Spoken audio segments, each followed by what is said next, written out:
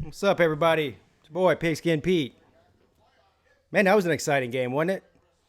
I'm 2 for 2 so far with my picks against the spread. I picked Oregon last night, and they were a 6-point underdog, or 6.5. Obviously, they won outright, destroyed Utah. And I picked Baylor to cover the spread at 8.5 points. Now, they lost the game, but they still covered the points. If you are an Oklahoma fan right now, you are pulling for LSU.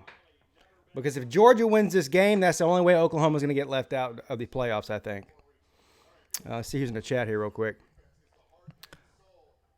What's up, Mighty Ducks Auction? Auction. Mighty Ducks Action. Tiger Nation, my man. George's in the house. Dennis Wilson. Hound Dog's in the house. Yeah.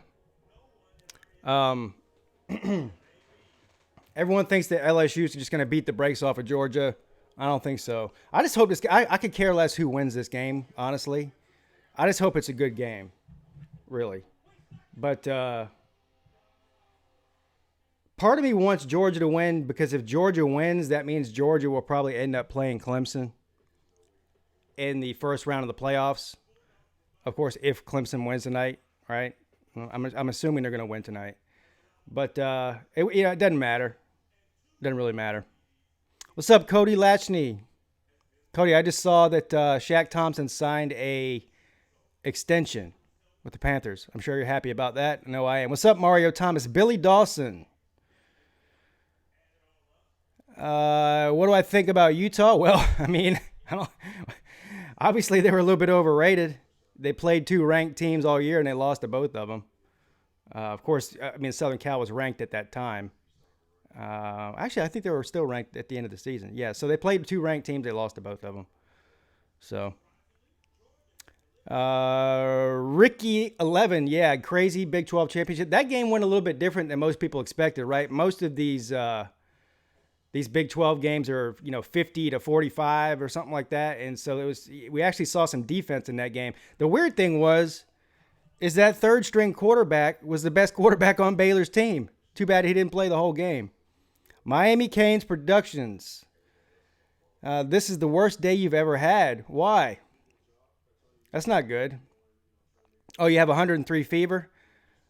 Well, I mean, that's not good. You probably should go to the hospital or a doctor if you have 103 fever. I think that's pretty severe.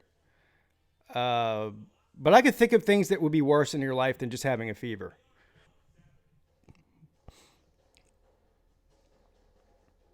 Do you think this is going to win the Big Ten championship, Ohio State versus Wisconsin? Who do I think is going to win? I think Ohio State's going to beat the brakes off Wisconsin.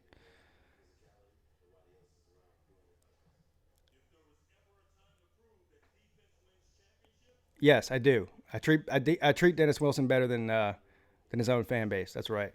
What's up, Christian Ballard? LSU 26, Georgia 10.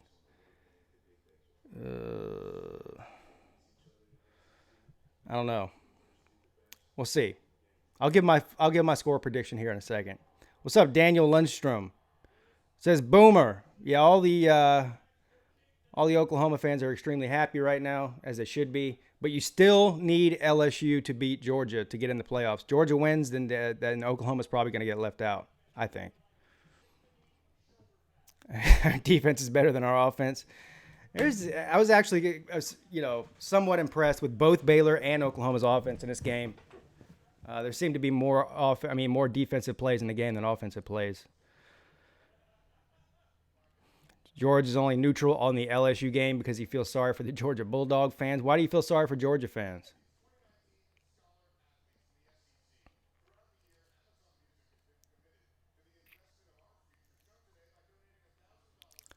Can I imagine if Georgia loses and goes on to lose a bowl game? Well, they did that last year, didn't they? ACC championship, 55-23. Yeah, I don't think Virginia will score 23 points. So my prediction for Clemson and Virginia is going to be 45-10. So I think they'll win by 35. The spread's 28.5.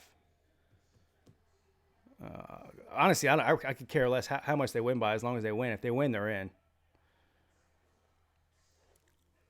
Baylor going to the Sugar Bowl if OU gets in the playoffs. Yes, that is true. Yes, that's true. What time is it? 3:52.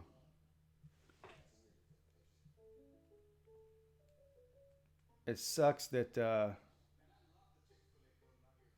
Ohio State game is at the same time as Clemson, but it is what it is.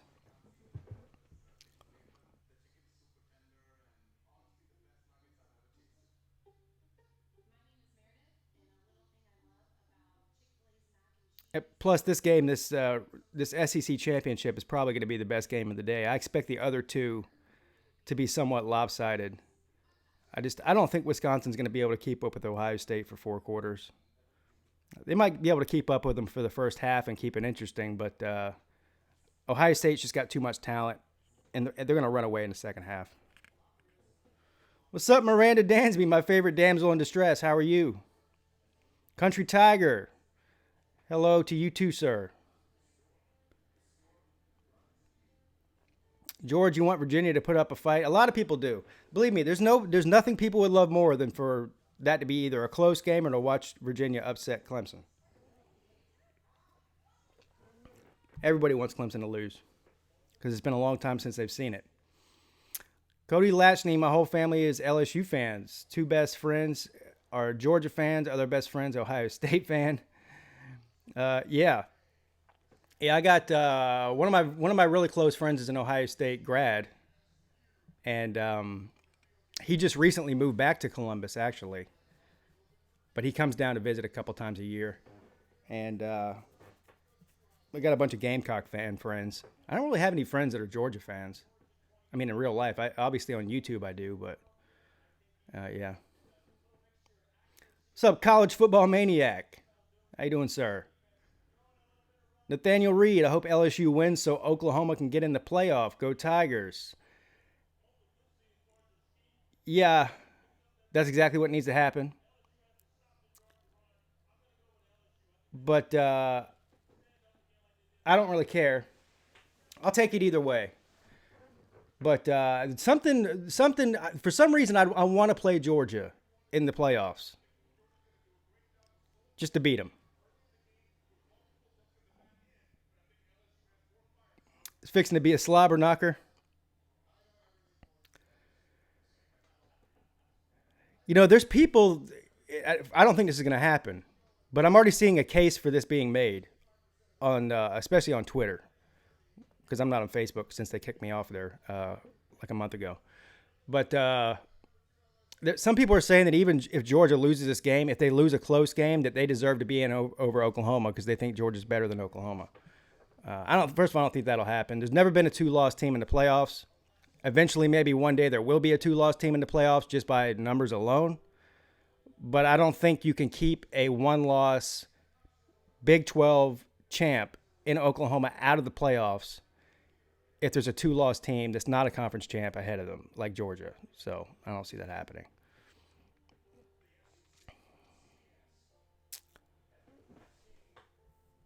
Hold on, let me go back and read this one I just missed. I think.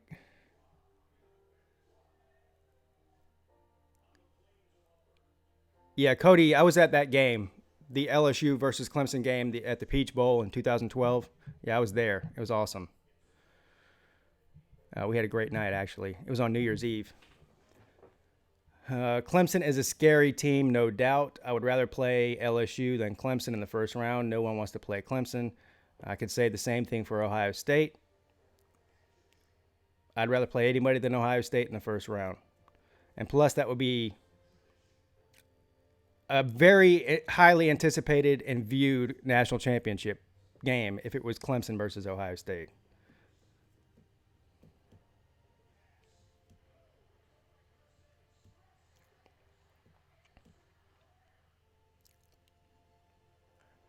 What's up, P Digits? Finkel's Einhorn.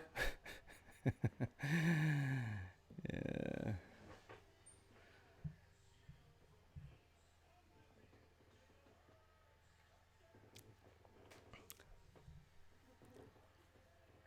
Yeah, exactly, Prince. Nobody's scared of Clemson. They don't play anybody. I don't know why anybody would be scared of them. They don't play anybody. You know, did you guys watch the game day this morning? They had Jimbo Fisher on there. That was one of the funniest things I've seen. First of all, Jimbo Fisher comes on there looking like a used car salesman who just came off of a bender. he had his hair was all uncombed. He had a blazer on with a button-up shirt with no tie that was unbuttoned, and it was all jacked up at the collar. He looked like he just got off a bender, or maybe he just came back from the strip club or something. He never went home. He just went right to game day. But the funny thing is they were talking to Jimbo Fisher about Clemson, and I think I don't know if it was Kirby or not Kirby. Anyway, what's his face?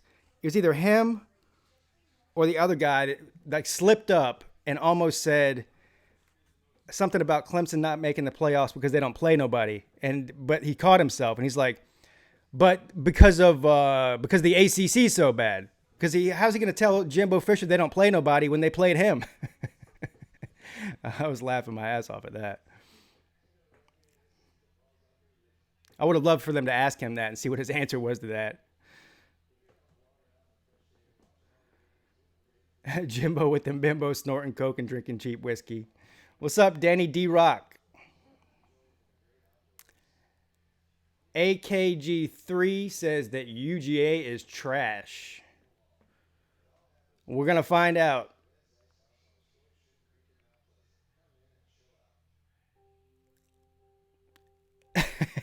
If it was a maroon jacket, it was the same one he was wearing from last night. I don't remember what color the jacket was. Yeah. Utah ain't played nobody? Yeah, well, Utah, they played two people and they lost to both of them.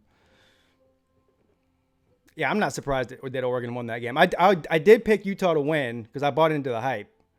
But I took Oregon with the points. I figured it would be a close game, though. And it wasn't. It was a lopsided game just the other way. 31-21 LSU. That's a pretty reasonable score, Bryant Denny. That's more reasonable than the ones I'm seeing. A lot of the ones I'm seeing is LSU 50, Georgia 14. I don't see that happening. I hope that doesn't happen.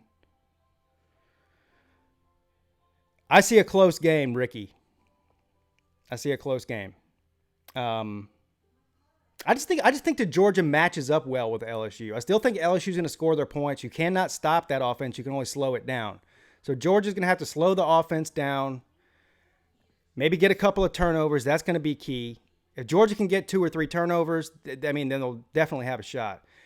But Georgia's not built to come back from a big deficit. So if Georgia gets down by 24 points or something at any point in the game, it's going to be a tough road to climb because they don't have a high-powered offense to get back in that game. But if they can keep it within 2 touchdowns going into the fourth quarter, they'll have a shot. So we'll see how that works out. Yes, I watched the whole, I just got done watching it.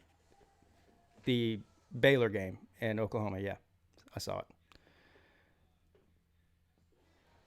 I wonder if the guy who coined the term one-hit wonder came up with any other phrases.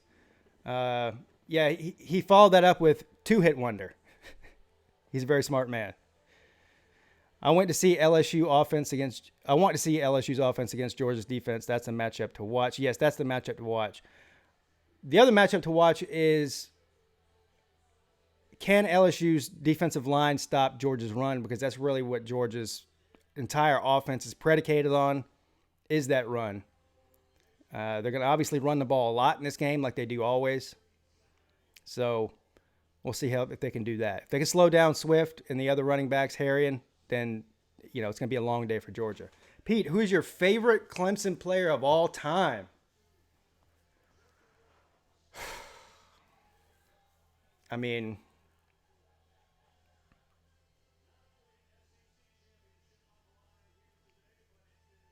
the one, it's going to be a non-answer because obviously Deshaun Watson is the guy that brought us our first national championship, and so I love Deshaun Watson. But if I take Deshaun Watson out of it, because that's the easiest answer, even though he probably is my favorite, I would probably say CJ Spiller. There's a bunch of them, though. I also really like Hopkins. Brian Dawkins is a good one. There's a bunch of good ones. Aaron Short, what's up, buddy? He says, I want Georgia to win so there will be two SEC teams in the playoffs. Yeah, so I have mixed feelings on that. At this point in the year, I could care less if two SEC teams get in there. I'm just past that point. I don't care. You know, most people outside of the SEC do not want to see two SEC teams in there. I could just care less. I just want first of all, here's the main thing I want. Forget Clemson for a second. Just as a college football fan, I want to see good playoff games, competitive playoff games, not these blowouts that we've been having in the first round for these past few years. I just want them to be good. So whoever the four best are, they can give each other the best games in the playoffs. That's who I want to be in there. The fridge, yeah. Yeah, I like the fridge too.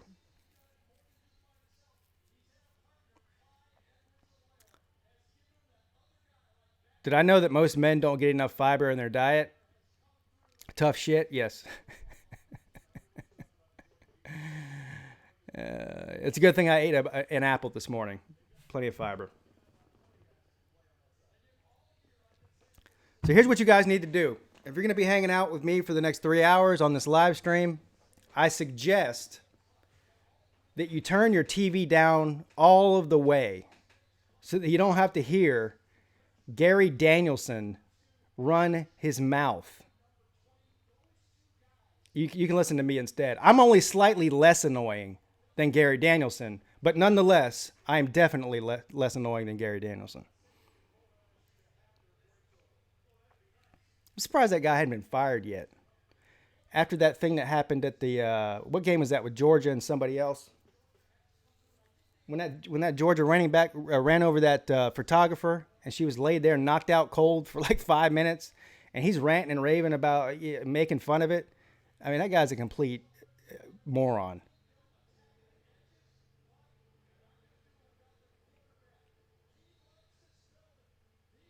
Do I wear this Clemson hat every game day? No, I don't. I mean, I have in the past maybe month or so since I got the hat. But I got a bunch of hats that I wear. I don't have a lucky hat, if that's what you're asking. No, I don't have a lucky one. I got a bunch of them. They're all lucky.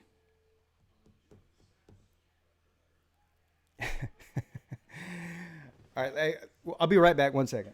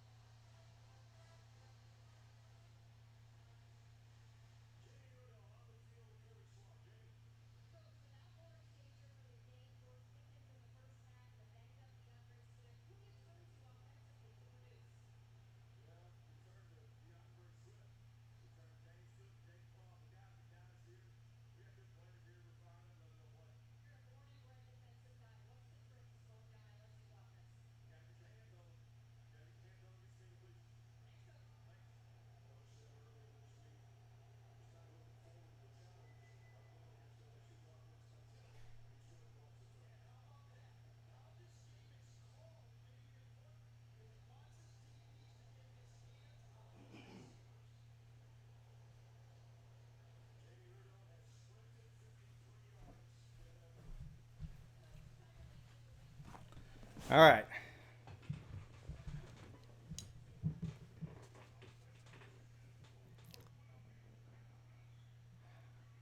I know it's not going to happen. Do you think Clemson would lose? They'd still be in?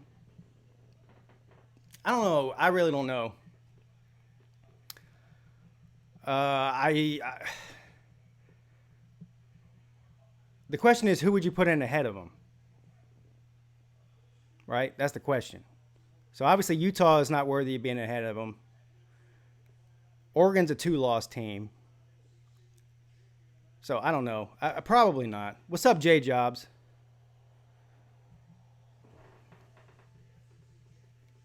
But if Georgia were to somehow to win this game, I think then LSU would move to 4, Georgia would move to 2, Ohio State would stay at 1, and Clemson would stay at 3. So you'd probably see Georgia and Clemson in the first round. What's up, Sergeant AR-10? How you doing, sir? I'm sure if you're here, you're amazing and fantastic, but I already know that you are.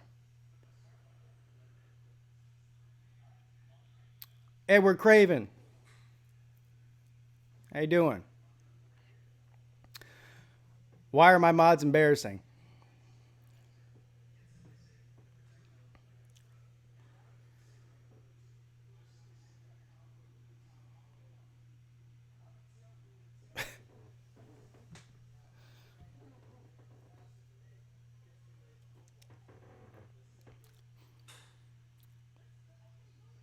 Yeah, I'm not sure. I don't know. I don't know if a 2-loss Georgia would get in ahead of Clemson or not.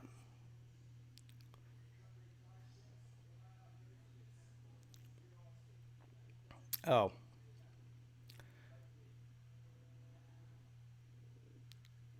Yeah, well. Too bad.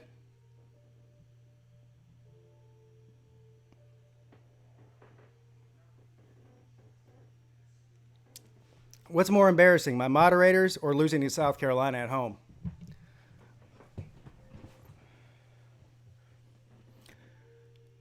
Fromm is a cheap, less skilled Greg McElroy. Actually, I think Fromm's actually a pretty good quarterback. Fromm doesn't have anything to work with this year. I mean, there's not. Again, Cager is the best receiver they got. He's out, and without Cager, the rest of the receiving core, like I said, they wouldn't start for Clemson or Alabama or probably even LSU. What's up, Greg Larkin?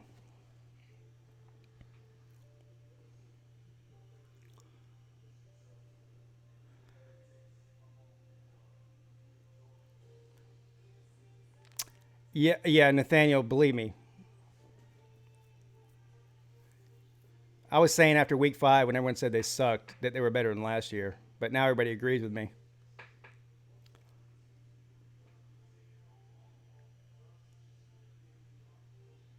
Yeah, Jake Fromm, he'll get drafted in the NFL, but probably not very high. I'd say maybe second or third round, second at the highest. He's definitely not going in the first round. Yeah, me too, Edward. That's all I care about. I could care less who wins. I just want to see a good game.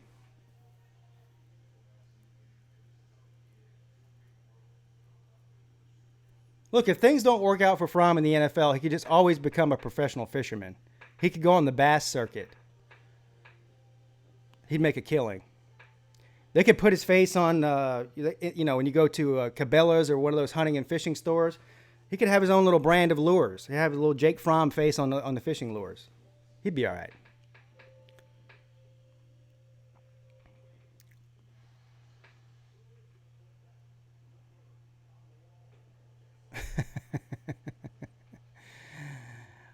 J Jobs, that's a good question, man. I still think Tua is going to go in the first round. He'll probably fall out some because of his injury. I'm not convinced he's not coming back next year. I think there's a pretty good chance he might come back next year. But if he falls, I think the worst that would happen is he would fall to the middle of the first round. Which, here we go, the game's starting. So the ball is kicked off. touchback. Georgia's going to get the ball first. If my Carolina Panthers got rid of Cam Newton, which I hope they don't, but if they did, I would be okay with them picking up Tua. I'd be happy with that. What's up, Mark Carty? The OU Baylor game was great. Much better than I thought it was going to be. I hope this game is as good as that one. And I was very surprised at the amount of defense that was played in that game. All right, here we go. 1st and 10.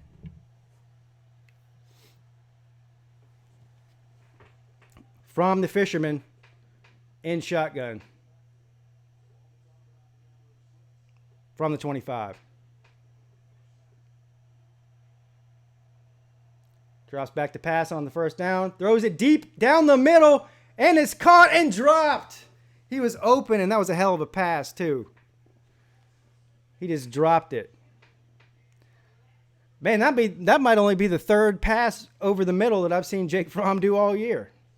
Who was that receiver?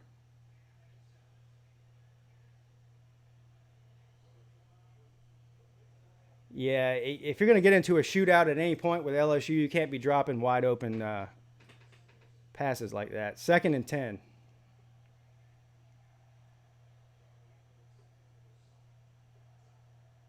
From screen pass to Swift. Swift runs around the right, picks up about 3. Be 3rd and 7. Oh, yeah, Tyler Simmons.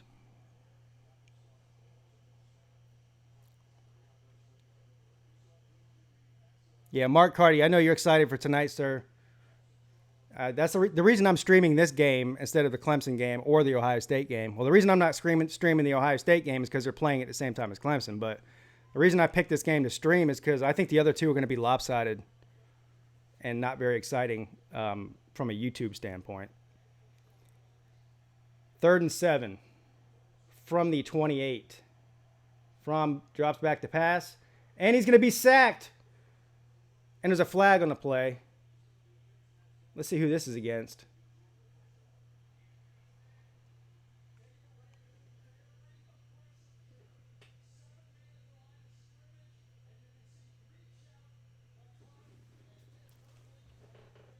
I think this is going to be a holding against... Oh, it's going to be a face mask. It's going to be a personal foul, so they're going to erase that sack.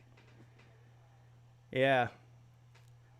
That's a bad penalty because he had him dead to rights. If he didn't grab his face mask, it would have been a huge loss. Now they're going to get a 1st down.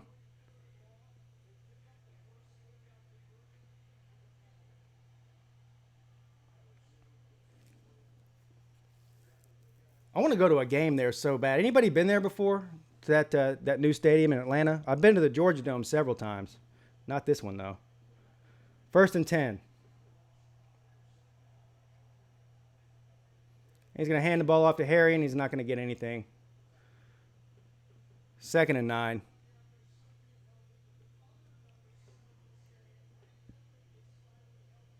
Jay Jobs says Clemson 45, Virginia 17. That's fair. I said, what did I say? I said 45-10, I think is what I said.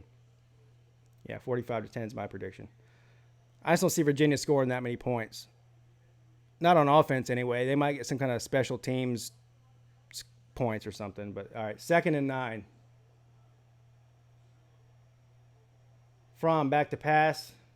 Throws it deep down the left side, and it's caught. Oh, Landers, but he's saying he's out of bounds. That was a good pass, too. He might have thrown it just a little bit too far to the left. Yeah, he threw it out of bounds. 56-13. That's possible.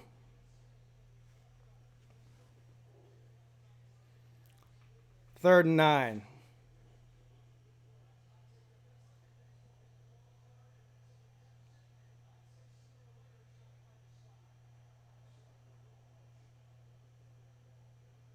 They got a weird formation here. Fromm back to pass again on 3rd and 9. Throws it over the middle, wide open, and it's caught. I don't think it hit the ground. I think he caught that. Who's that, Demetrius Robertson? Let's see if he catches this. I think he did. No, hit the ground. On the replay, it definitely hit the ground. They're gonna say that's incomplete. Yeah. It looked like a catch in real time though, from the camera angle.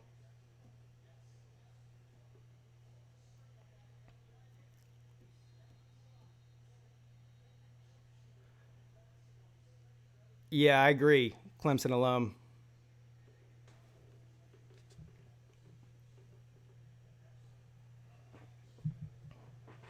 All right, the punt is up. And he punted out of bounds. What a terrible punt. So we'll get to see our first look at Joe Burrow. Joe Burrow.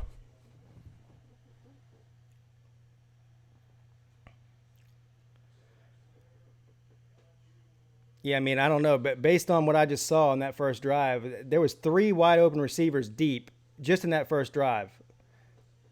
One of them was Fromm's fault. Well, 2 of them. I guess you could say that might have been Fromm's fault, that last one. Anyway, all 3 of them were incomplete, but the guys were open. If that would have been Trevor Lawrence throwing those balls, those would have been completions. LSU's secondary just isn't what it normally is this year. How much do I think Burrow will throw for? Not as much as he normally does. I don't think you're going to see a 400-yard day or anything. I'm going to say Burrow throws for 285 and 3 touchdowns. Of course, I have nothing to base that on at all, except for the fact that I still give Georgia's defense that much credit for being that good. The first Georgia drive was the most Georgia drive I've ever seen, yeah. The SEC officials actually got something right. Any other game, they would have said that was a catch and reviewed it and said if it was a catch. Yeah. So we're in the same ballpark. You're saying 275, 300. I'm saying 285. Same range.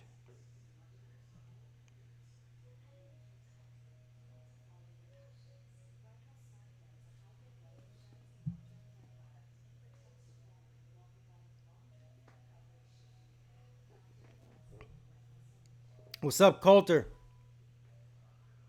Congratulations. You got your LSU hat on, Coulter?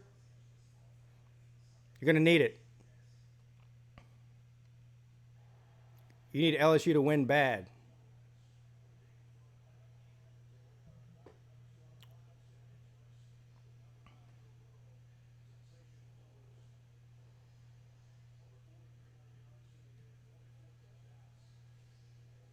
What's up, Donnie Shepard? How you doing, brother? I wonder if are the Alabama fans rooting for Oklahoma? I think they are. Because they want to see Jalen Hurts do good, I think. Most of them do. I probably would if I was an Alabama fan. I think Lawrence has a big day today. Etienne will be 100-ish, but not crazy bad. I don't know, man. I think the offense runs through Etienne, and I would not be surprised to see Etienne have a big day. I mean, Virginia's going to have to pick their poison. They're going to have to try to stop the run or stop the pass. They can't stop both. 1st and 10 from the 25. Joe Burrow in the shotgun.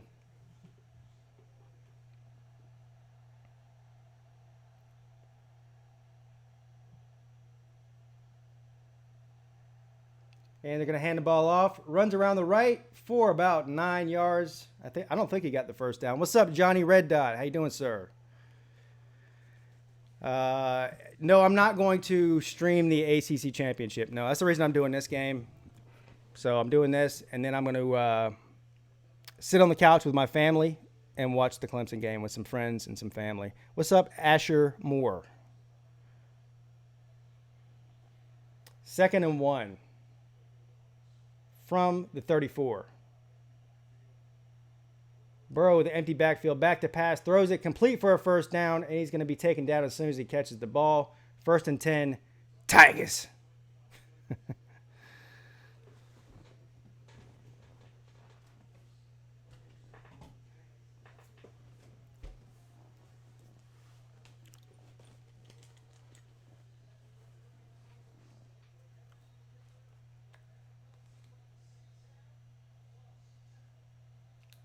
First and 10.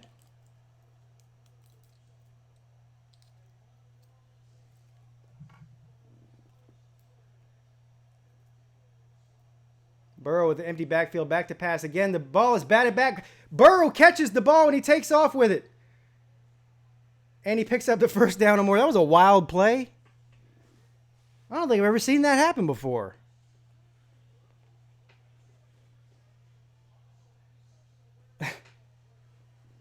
Hey, Burrow's a better receiver than anybody on Georgia's team.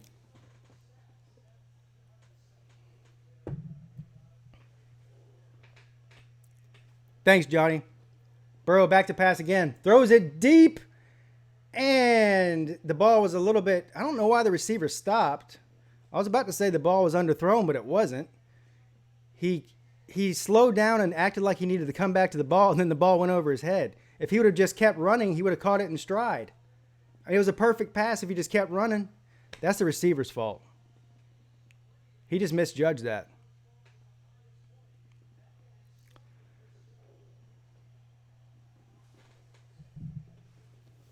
All right, 2nd and 10.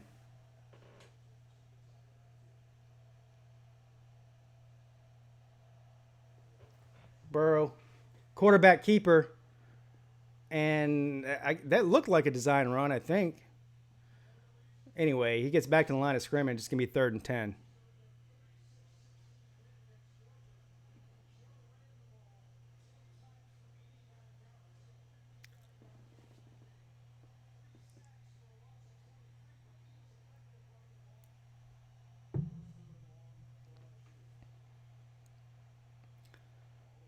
Another empty backfield. Burrow back to pass again.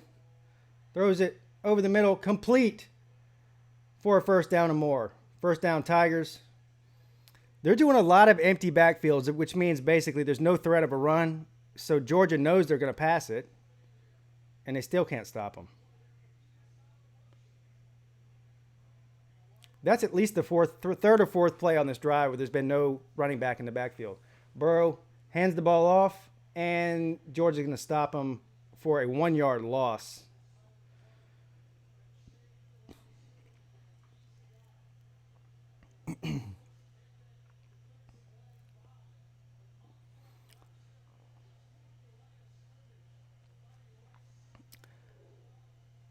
Johnny, I'll answer that in a second. I definitely have thoughts on that. 2nd and 10.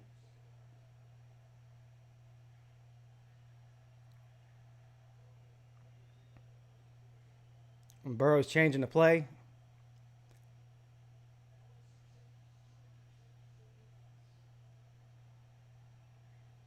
Play clock's running down. 3, 2. All right, they got it off. Burrow back to pass. Rolls out to his right. Nobody open. He's got all day. Throws it into the end zone. Touchdown, Tigers. He was back there baking a cake, wasn't he? He had at least 8 seconds in the pocket. Wow.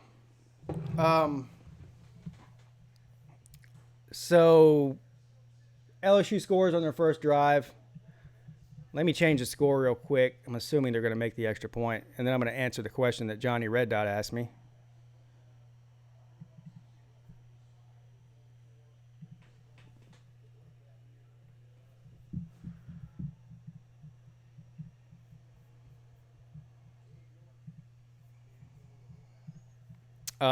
Johnny Red Dot asked me about my thoughts on Lane Kiffin to Ole Miss. First of all, I don't know why I didn't see that coming. For some reason, I figured he was either going to go to Florida State or Arkansas or nowhere.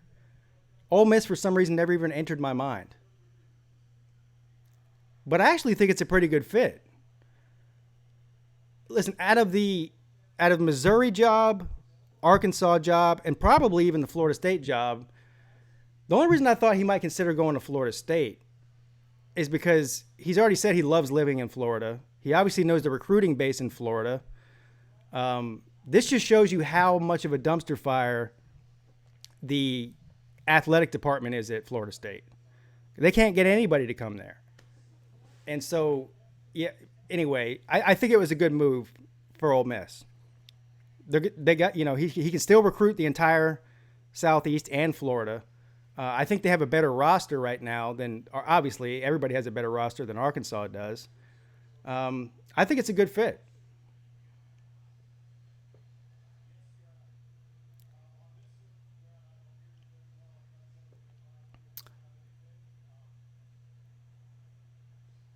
Aaron's, you want to coach at Florida State? Look, I'll take Willie Taggart's deal. That guy earned over $21 million and only coached 21 games. That's $1 million a game. I'll take that deal all day long. I don't care. You can fire me after a year and a half if you want to. What are they reviewing this? Yeah, okay. They touchdown. I think they review every scoring play. I mean, listen, that Willie Taggart made out like a champion in that deal, right? Most coaches, they win, even if let's say they're making $5 million a year, and they win 7 games a year, or 8 games a year, don't get fired. It takes them 4 years to earn what Willie Taggart did in a year and a half. That guy's got the best agent in all of sports.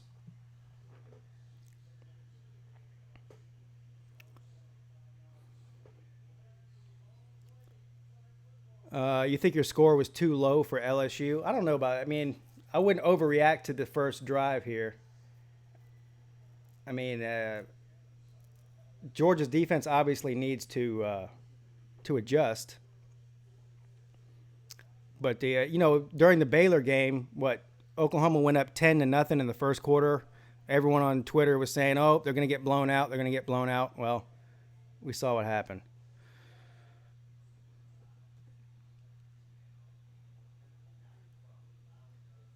He can coach high school now. I don't know if I want him.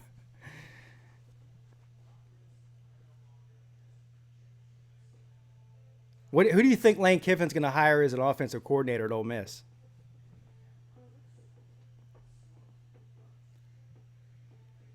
Maybe South Carolina can get Willie Taggart as their offensive coordinator. That'd be a good fit.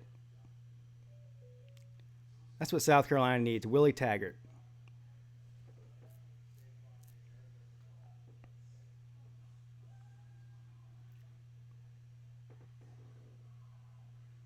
What's up, DF Sports? Burrow has 6 years to throw. How can anyone be impressed with that play? Well, he did have 6 years to throw. And he's been in college football for 10 years. So he's basically, he's like 30. Will Lane's dad coach defense again? I don't think so. He's like 80 years old.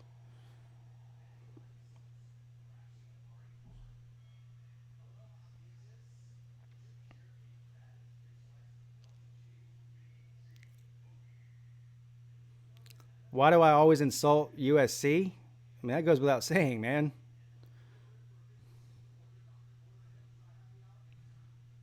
I hope that was a rhetorical question.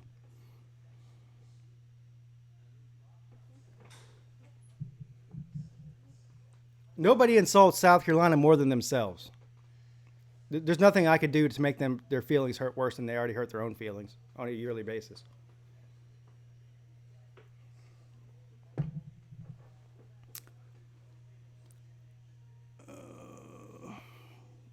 How bad does Ohio State have to win, in your opinion, to stay at number 1? It's a good question. I'd say if they win by 3 or 4 touchdowns, I'd say a minimum of 21 to 24 points. They'll stay at 1. If they have a close game, it also depends on how this game goes, because if LSU blows out Georgia, then it might not matter what Ohio State does. If they blow Georgia out, they might move up to number 1 no matter what. You're welcome, Donnie. Yeah, I don't stream on Patreon. Peete only insults South Carolina on days that end in Y. That's true.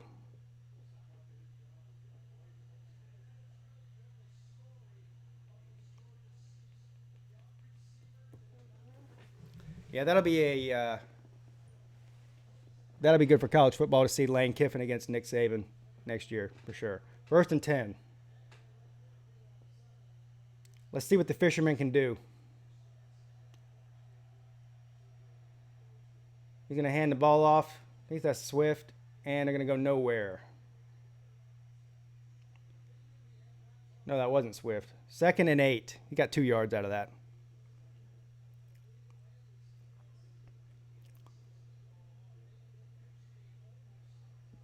Probably. It's hard to speculate. I think Alabama certainly would have a much better chance of being in the playoff race if they did have Tua, yes.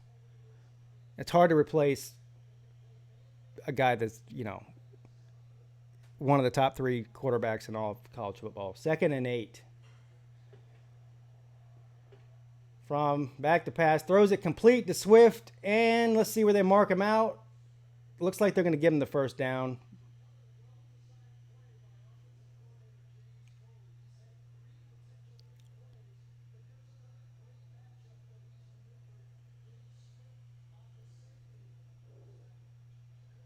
Yeah, I'm sure you would. Carter B, Bama Kryptonite.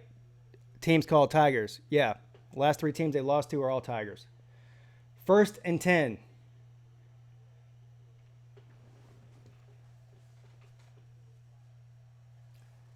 From in the shotgun, he's got Swift to his right. He's going to hand the ball off to Swift. Swift rolls around to the left, and he's going to go nowhere. He hurdles a player, but for nothing. Got back to the line of scrimmage anyway. So far, LSU's defense is playing the run really well, which is not surprising that they're going to key in on the run. Because that's really 80% of Georgia's offense is the run.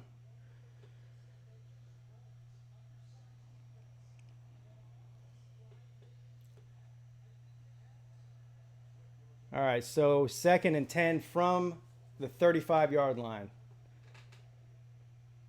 Fromm drops back to pass. Throws it to the left side. That was a bad pass. Threw it way out of bounds.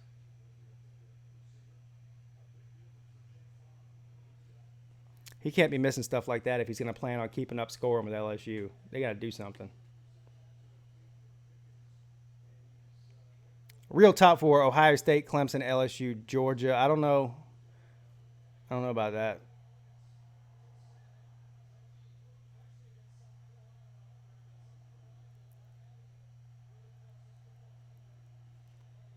Third and 10.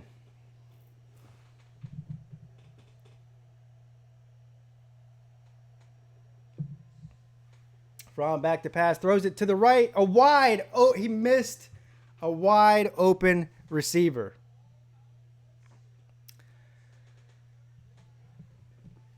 This is, what are we, halfway through the first quarter here? And that's at least the 3rd wide open receiver that Fromm has missed. This is why he gets criticism.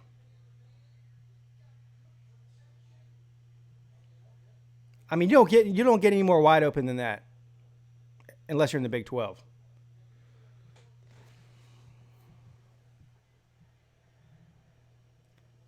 And the punt is up. And somebody runs it. He ran into the kicker. They're going to flag that? No. They say he's blocked into the kicker. All right, so there's a touchback. Kirby Smart's pissed off. He wants a running into the kicker penalty. He's not going to get it. Yeah, I don't know. That's a weird one. He was pushed by the Georgia player into him, kind of.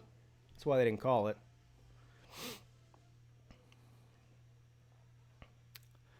Let's talk about the elephant in the room. Fromm has regressed. Yeah, I don't know. I don't know if regress is the term. The skill around him has regressed. He's got 3 receivers, or he doesn't have 3 receivers this year that he had last year that are all playing in the NFL right now, or 2 receivers and a tight end. And so, yeah, he's not working with the same what he was working with last year. I don't think he's regressed. I just think he doesn't have as good a talent around him. I think he's basically the same. I don't know. He hasn't progressed either, but he certainly is not looking good so far today.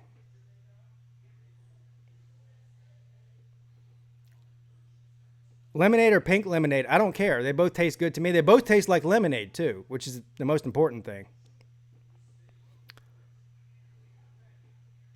I could have made that throw. I probably could have. Yes.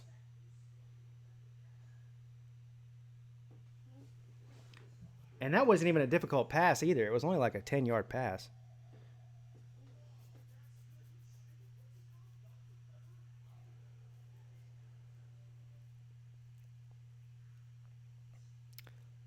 Asher Moore wants to know if the Badgers have a chance tonight. I mean, there's always a chance. Not a very good one though. Yeah, I don't think they have a chance.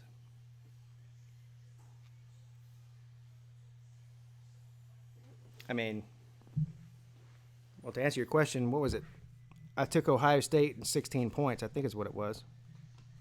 So I think Ohio State's gonna win by at least 3 touchdowns. 49-24. That's probably about accurate. I'd say so. I mean, it's a lot easier to predict how this game's going to go considering the fact that we've already seen these two teams play against each other, right? And that didn't turn out too well for Wisconsin. It's just Wisconsin's they've got a problem. They're a one-man show. You know, if they can limit Jonathan Taylor, then what else do they have?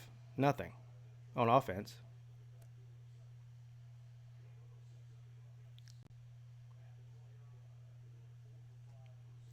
Carter, you think that Tua is going to be a bust in the NFL? The only way I think Tua would be a bust in the NFL is if he continues to have injury problems. I don't think a healthy Tua would be a bust. 1st and 10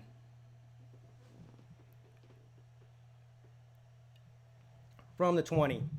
Flag on the play. I'm assuming they're going to call false start.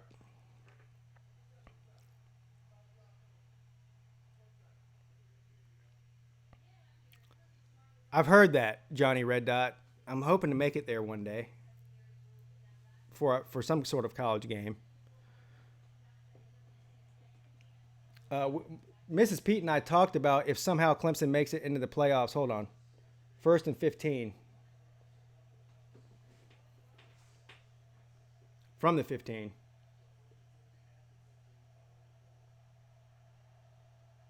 Burrow back to pass again. He's going to keep it and run up the middle, and he's going to pick up maybe 4 yards. Mrs. Peete and I talked about if Clemson ended up playing the divisional round of the playoffs or the semifinal round of the playoffs in Atlanta, possibly going to that game. The problem, and we probably would have, the problem is we're really planning on going to Notre Dame next year, and we can't afford to go to both. So I'm choosing Notre Dame over that. 2nd and 11. And he's going to dump it off to the running back, and he fumbles it. And Georgia got it. Well, this is what I talked about. I said that if Georgia wanted to have any chance in this game, they're going to have to force 2 or 3 turnovers. Well, there's number 1. That's a big break for Georgia. They're deep in LSU territory. Let's see what they can do with it. Yeah, it's cheap on the inside, but it's not cheap for tickets. It's not cheap for hotels, and it's not cheap to travel. So, believe me, when we went to the Peach Bowl in 2012, when Clemson played LSU, I don't know. We went for one night between, and we drove. We didn't, obviously it's not that far of a drive from here, 6 hours or something. For a hotel, food, tickets, and just spending money for the afternoon, for the two of us, we were probably about $1,500. So, the tickets are ridiculous by themselves. And then the hotels are all jacked up too, unless you stay 30 or 45 minutes away. And in that case, you've got to pay a $50 or $60 Uber ride to get back to the hotel.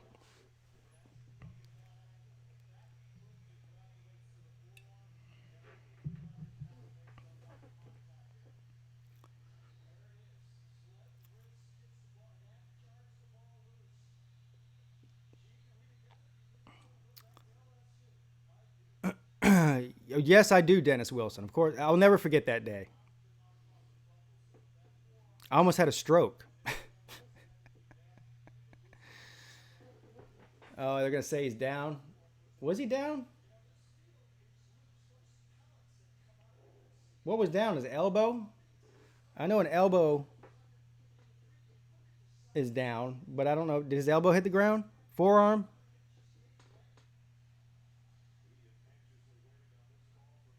See what they say. They said his elbow is down. Well, all right. So LSU keeps the ball here.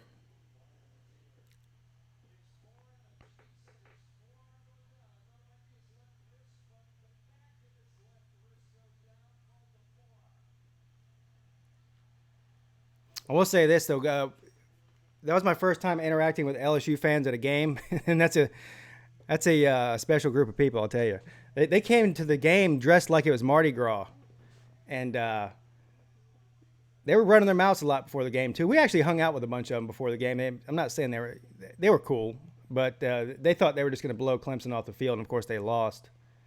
And so watching them pile out of the stadium after losing to Clemson, crying into their beer, was one of the best memories I'll ever have of football. 3rd and 16.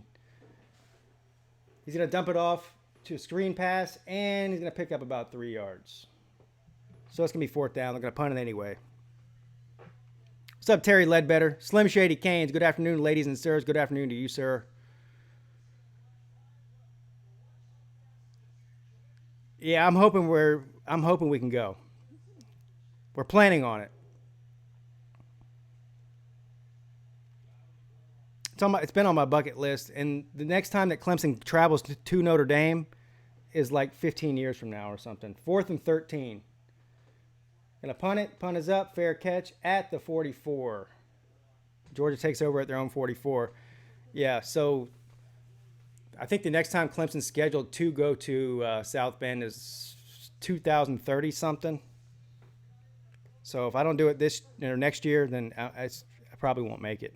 I might not even be alive in 2030 something, for all I know.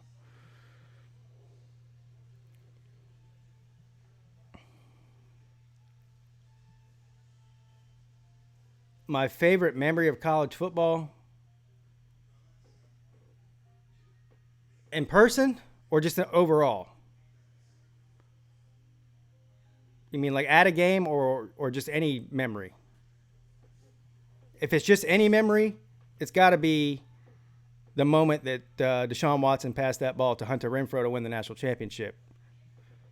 That's definitely my favorite memory. Yeah, I mean, it's not even close. The last time Clemson won a national championship, I was only a year old. So obviously I don't remember that. Yeah. Best game I've ever been to? Well, that Peach Bowl game between LSU and Clemson was good. And also the Notre Dame Clemson game that I went to in 2015 in Clemson during the hurricane and the flood.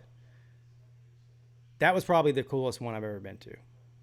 The coolest atmosphere I've ever been to at a sporting event, period, was Clemson versus Notre Dame, 2015. Not even close. Did I comment on the Panthers coach being fired? Yeah, I did. I'm glad he was fired. I wanted him to be fired 2 years ago. I like Ron Rivera. I mean, I'm not saying he's a terrible coach, but at some point, like, it just wasn't working. Maybe he'll do something better somewhere else. I don't know. But they needed to change something. Panthers would be in first place in the NFC East because the NFC East is complete crap. By the way, good afternoon to you, sir, Jack Harrington.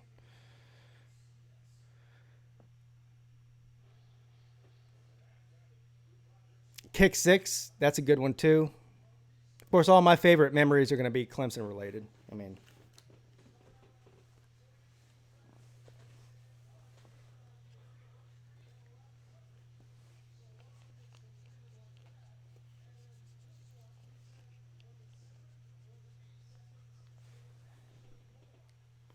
Oklahoma broke up that pass in 2017 against TCU.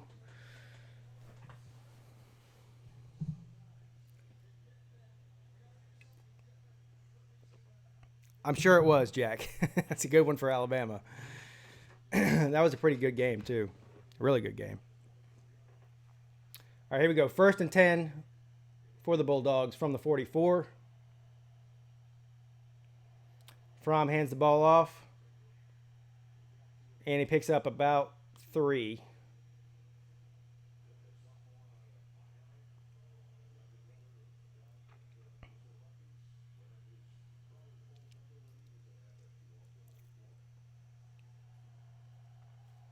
Here we go. 2nd down and 8.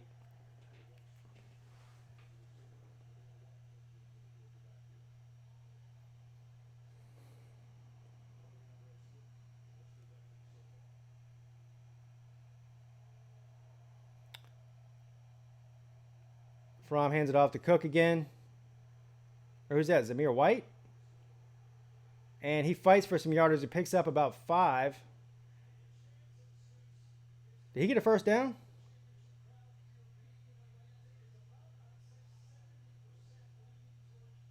That was a hard run there. I'm surprised we haven't seen more of him. All right, no, okay. 3rd and 3 is what it is.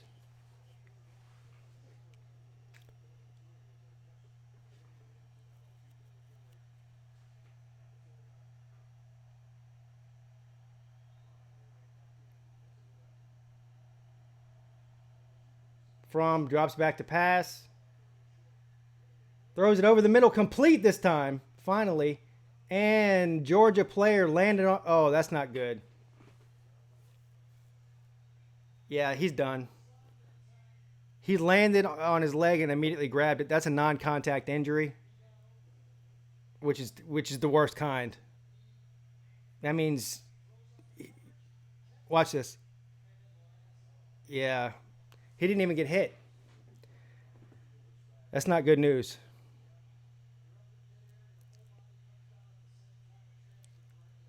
That sucks. He probably tore his ACL.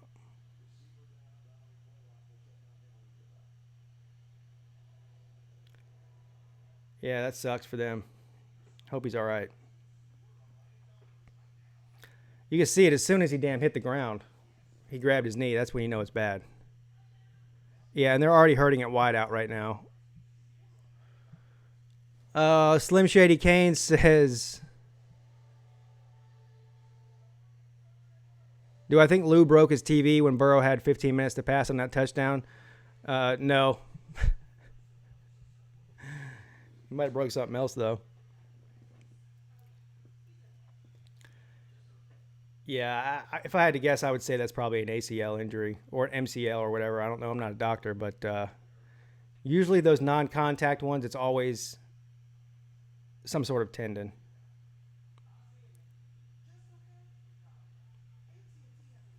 Pickens made a bad decision against Georgia Tech by getting kicked out. Yeah, that was I mean,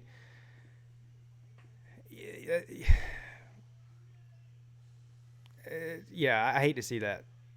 When players act like that, it hurts the whole team. Dr. Peete. Yeah, especially when you have everything to lose and Georgia Tech has nothing. Exactly. 1st and 10. They're going to hand the ball off to... Who is that? White? Picks up a couple yards.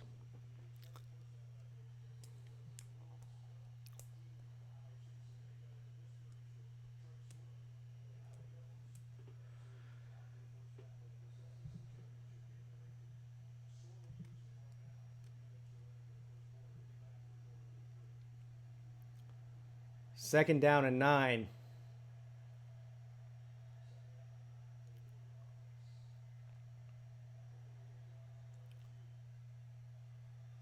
Fromm's pass is batted down. It's going to be 3rd and 9.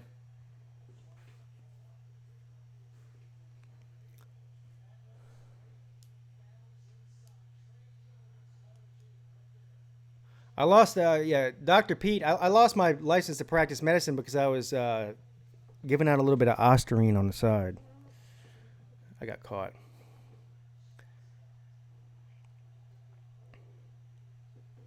Third and 9.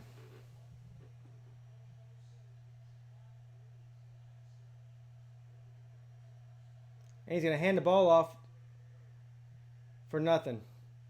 LSU's defense is playing the run really tough right now. What's up to Go Watson? That's what I said at the beginning of the stream. I said that I wouldn't mind Georgia winning just so we could play them in the semifinal. I wouldn't mind seeing them lose either. I could really care less. It's a win-win situation for Peete.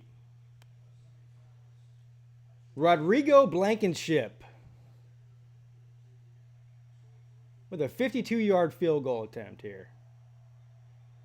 The kick is up, and he missed it. He missed it.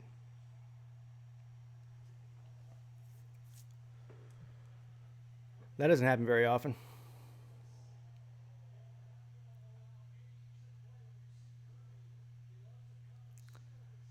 LSU versus Clemson would be good. It would be exciting. I'm not going to lie.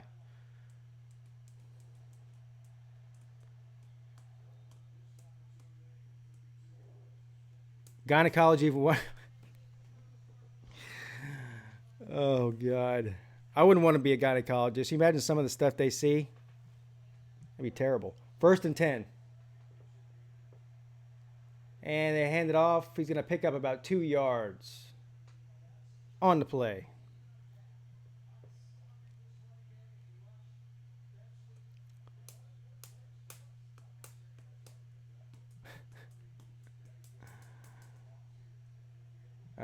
Second and 8. Burrow back to pass. They're not even attempting to run the ball. He dumps it off to the running back in the passing play, and he picks up a first down. 1st and 10, Tigers.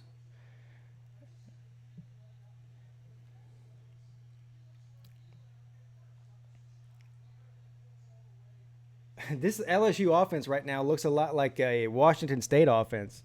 It's like 80% passing. 1st and 10. Passing again. Throws it deep down the left-hand side.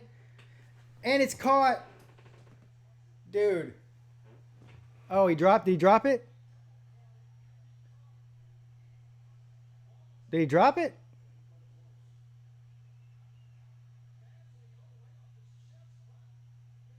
No, he caught it.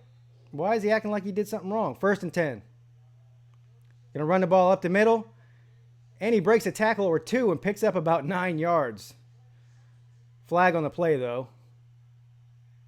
I think this is going to be against LSU.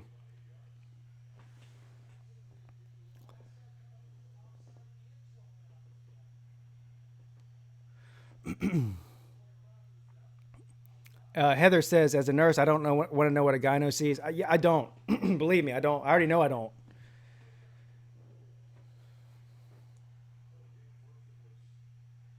Hell, I don't want to see what a nurse sees. So, yeah, I couldn't work in a hospital. God bless all of you that do that. 1st and 5. They're going to hand the ball off. He's going to run around to the right, and he's going to pick up nothing. Be 2nd and 5.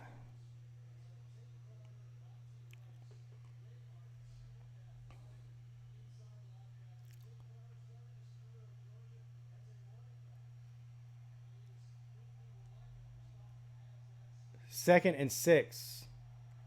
From drops back, wide open receiver, touchdown. This is a that looked too easy there. Georgia just looks like they're completely out of their element right now. They don't know what to do.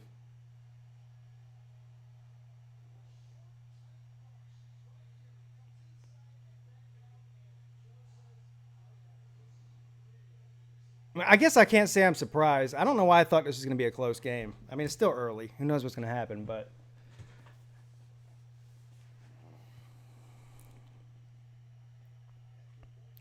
yeah, this is looking bad. You've got Alabama sitting back there. What were they ranked again? What were they ranked again? Alabama. It was over 10. I know that, and it was less than 15. I also think it was less than 13, but more than 11. Oh, they were ranked number 12, right? They're sitting there at number 12 going, we're better than Oregon. We're better than Utah. We're better than Oklahoma. We're better than Baylor. We're better than Georgia. Literally, Florida, everybody in front of them, they think that they probably are better than. And they're sitting there at 12. Welcome to the playoff system. Yeah, I know LSU is good. It's not to take anything away from LSU. They're good.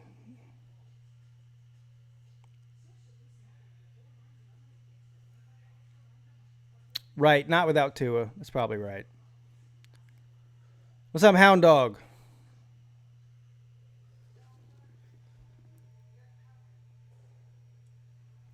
Well, I said before the game started, Georgia's not built to come back from a big deficit. So they're already at 14 points in the hole.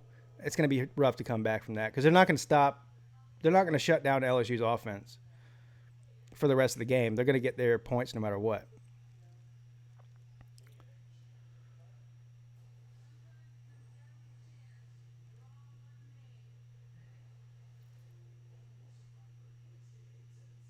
Pete, I wanted you to see us play Penn State in a bowl. What do you think the chances we make the Outback Bowl?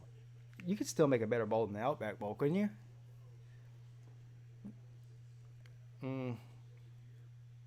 Well, if Georgia loses today, they'll probably go to the Sugar Bowl, right? The Peach Bowl is also a ACC SEC matchup. I don't know. I have to think about it after the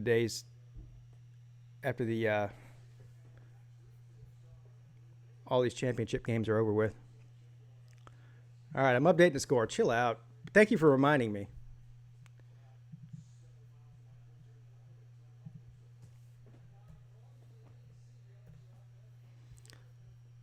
14-0, the Bayou Bengals.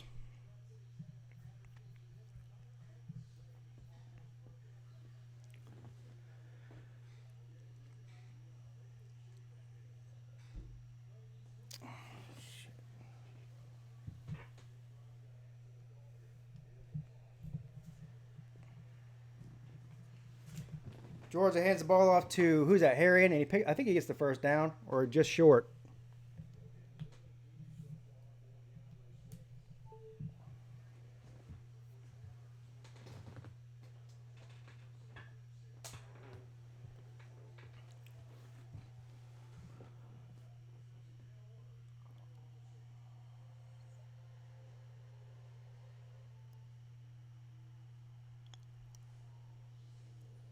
South Carolina's bowl game, the toilet bowl. I don't know. I think that South Carolina has a pretty good shot at winning their bowl game this year. I think they're favored. Pigskin will get rheumatoid arthritis in his fingers uploading LSU score. No.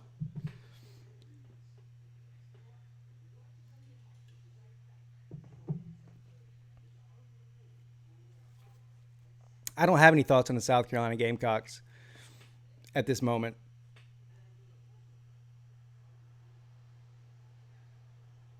Ask me again in, when does the preseason crap talking start with the Gamecocks every year? It usually starts somewhere around June or July, where they start thinking they're going to be good again and start saying they're going to beat Clemson and beat Georgia and beat Texas A&M and, well, everybody on their schedule, what they think. So ask me then. I'll have some thoughts on them then. Until then, they're completely irrelevant. Slim Shady Canes, $5 super chat. Winner of LSU and Clemson. Playoffs get the Death Valley trademark. No, because Clemson already is the real Death Valley. They were the first one. So at this point,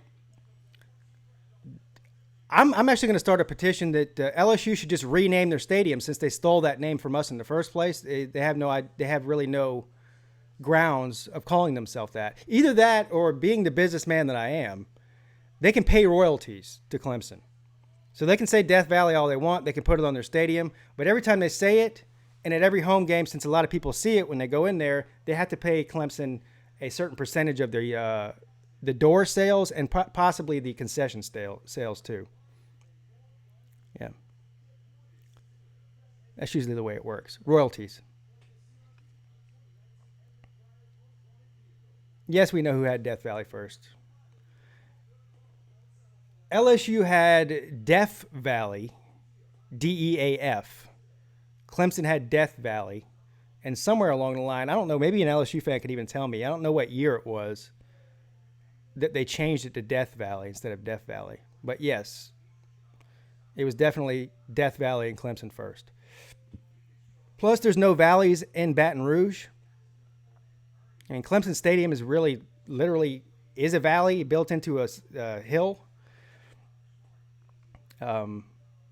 We have a rock that's from the real Death Valley, California. So,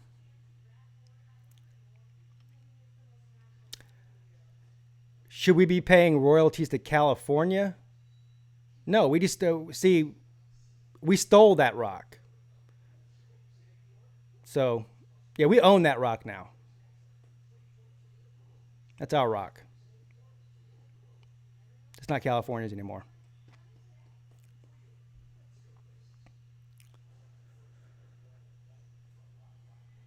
This is the first real quarterback Georgia has played. Let me think about that for a second. That's probably true. Yeah, you're right. It is.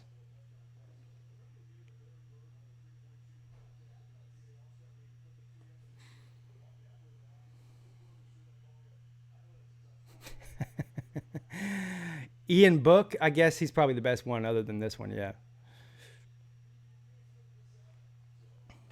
Yes, the rock came from Death Valley, California.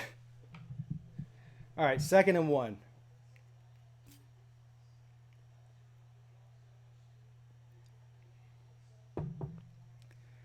And Fromm hands the ball off. Is something wrong with Swift? Is he hurt or something? Did I miss something here? Swift is only in on like 10% of the offensive plays for them. Isn't he the best player they have on offense at this point? Maybe it's because he's hurt. Shoulder banged up, yeah, but... And he's going to hand the ball off again to White, and they're going to get a first down. Yeah, I know he's hurt, but he's playing. So either he's playing or he's not playing. If he's healthy enough to play in the game, then play him. If he's not, then don't play him. Especially when you're down 14 points.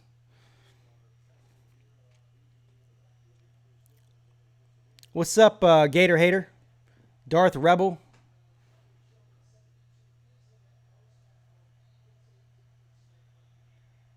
First and 10. And there he is. They pitch it to Swift. Swift finds a hole, and he picks up about 7. 2nd and 3 coming up.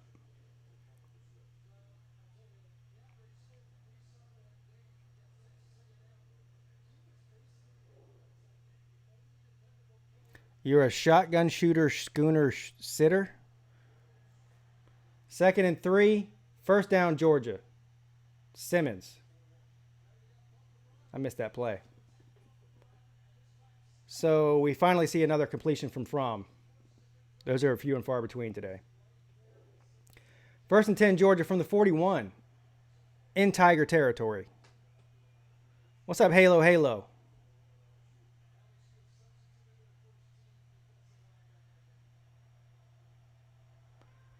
Play action. Fromm passes it. Wide open. Caught. For the first down and more, he's got a blocker. He breaks a tackle across the 25. He's down all the way to about the 23, it looks like. So Georgia's actually moving the ball here.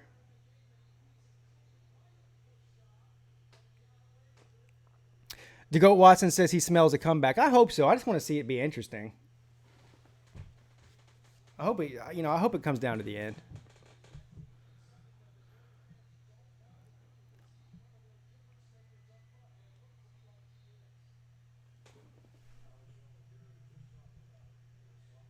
Oh.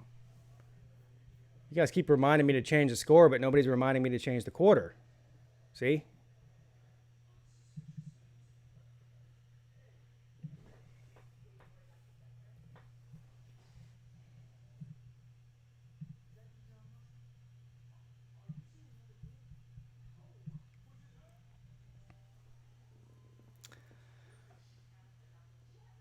Is Clemson in the playoffs if you guys lose? Somebody else asked me that earlier. I don't know. I doubt it. It would depend on what happened in this game, for one. I don't think so. I don't think Clemson would make it in if they lost. Probably not.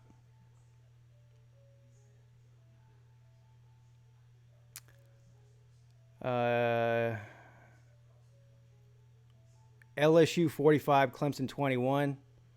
That sounds awfully similar, Christian Ballard, to the score that you predicted that Alabama against Clemson would be last year.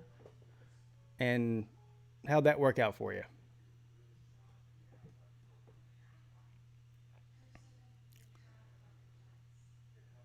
First of all, I think LSU's a great team. But Clemson's not scared to play anybody. I think they proved that.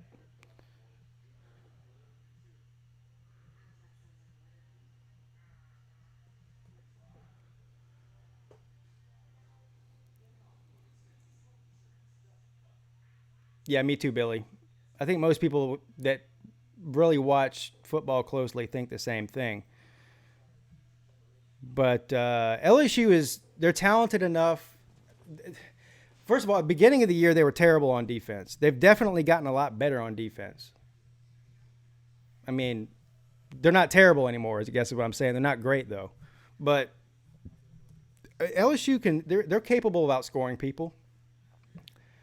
But I still, all day, every day, and twice on Sunday, when predicting two really good teams going against each other, I'm picking the one to win that is most balanced on offense and defense. And clearly, Ohio State and Clemson are the most balanced, most complete teams in the country. LSU could get into a shootout and maybe win a high-scoring game, maybe. But I think most of the time they'd lose against either one of those teams, with their defense being the way it is. 1st and 10. Fromm back to pass. Throws it into the end zone, incomplete.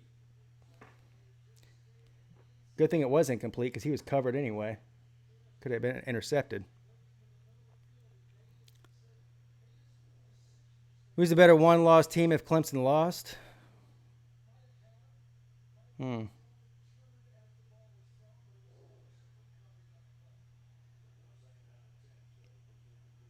I still think Clemson's better than those other teams, but they wouldn't have the resume. They wouldn't have any ranked wins, right? 2nd and 10. And Fromm just gets, or no, and Fromm, it's like that was Zamir White. Just got completely slaughtered in the backfield for a big loss.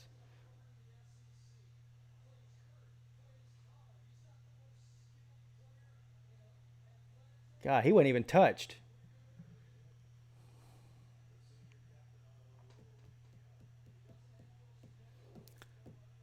The Coulter Gas, did you just say that Oklahoma was a complete team? I'm going to pretend like I didn't read that.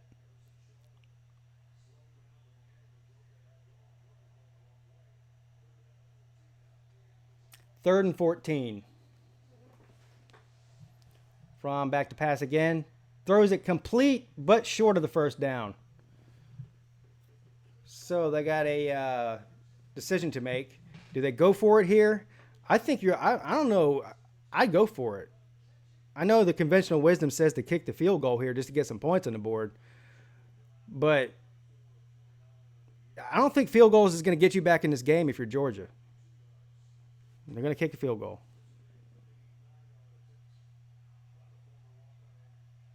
39-yard attempt.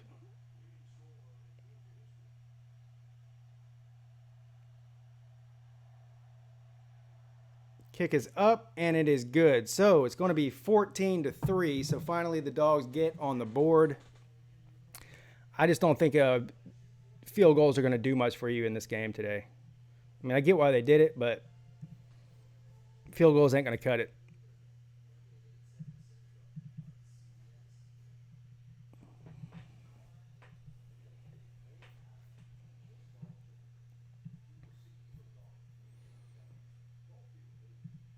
This has got to be Blankenship's final year, right? At Georgia. He's a senior, right?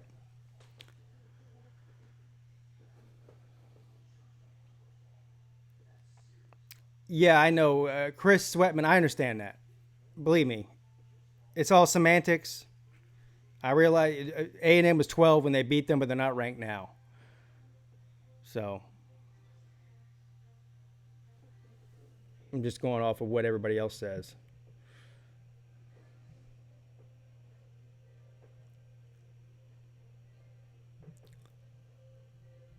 Do I think it's over at the half if LSU puts up another touchdown? That would be 21-3, probably. Yeah, probably. Of course, there'll still be time for Georgia to score again before that. There's still 11 minutes left in the first half, I think.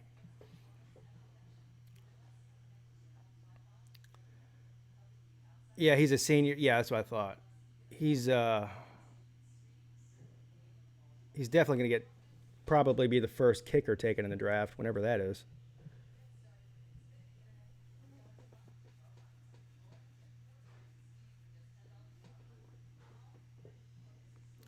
Somebody put who in timeout?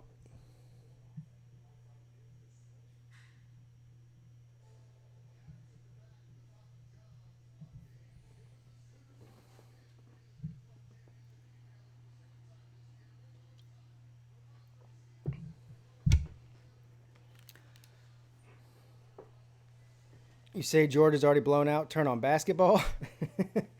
Damn. It's still the first half.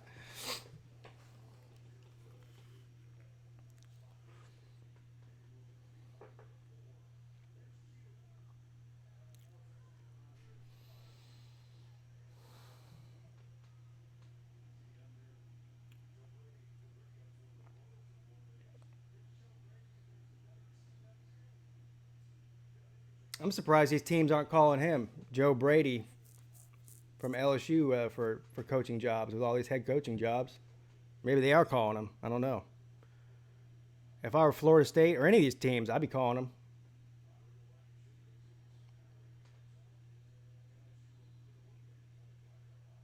Field goal kicker for the Boosters.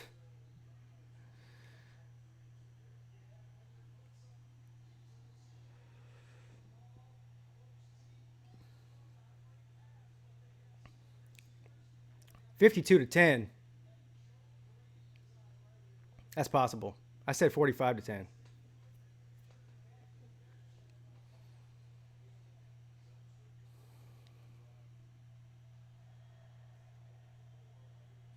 I would do the same thing.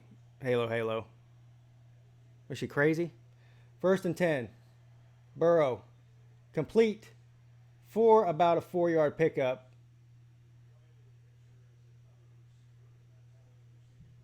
Death by 1,000 cuts. I can't wait to see the statistics on this game after it's over about the percentage of plays, pass plays versus run plays for LSU's offense. They're passing on almost every down. 2nd and 6.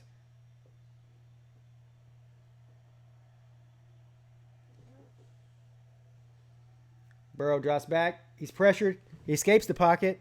He's still escaping the pocket. And he's hit as he throws the ball out of bounds. It's going to be 3rd and 6.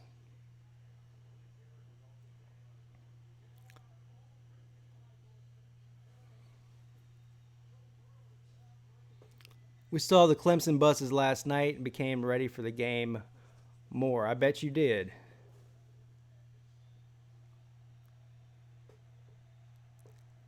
Yeah, the SEC is the new Big 12. 3rd and 6. Empty backfield, so obvious passing play again for Burrow.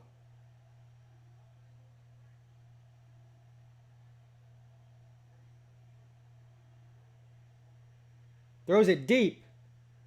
Wide open, and it just bounces off of his hands. If he catches that, that's a touchdown. He just dropped it. Yeah. So Georgia catches a break there. It's 4th and 6. They're going to have to punt it. If he catches that ball, he's gone. Gone.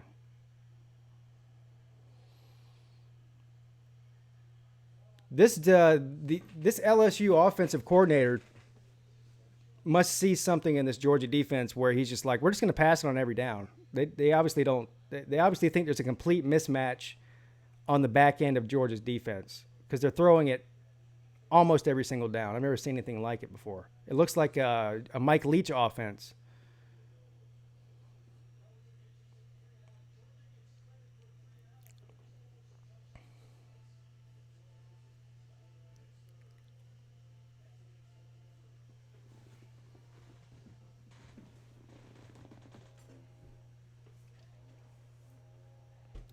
Heather says she would never ask her husband to do something during a Clemson game because she's just as much of a fan. See, my wife is the exact same way.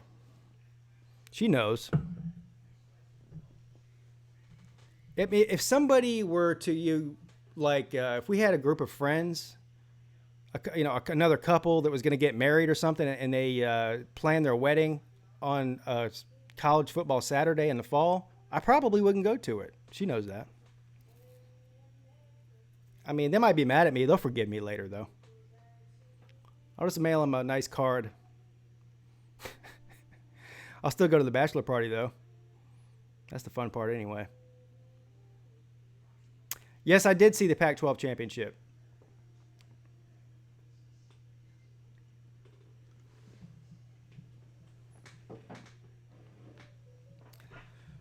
That was an ass whooping is what it was.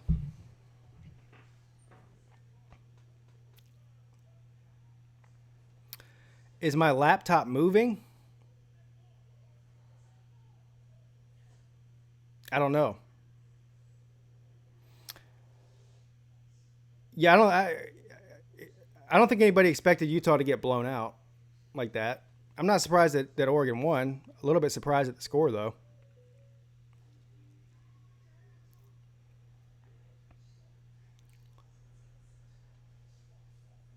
Yeah, and quite honestly, it's probably better off that the Pac-12 is not in the playoffs. I mean, I don't know. If you're a fan, you want to be in the playoffs. But if you're a realistic fan, would you rather go to the playoffs and just get blown off the field? Or would you rather go to a New Year's Six bowl game and have a shot at winning it? I think it'd be more fun to just go to a major bowl game and win it. At least that gives you some kind of confidence going into the offseason. You know? I don't know. All right, here we go. 1st and 10 for the Bulldogs. There's 10 minutes left here in the first half. 14-3. LSU. No, but Oregon will. Oregon will play in the Rose Bowl.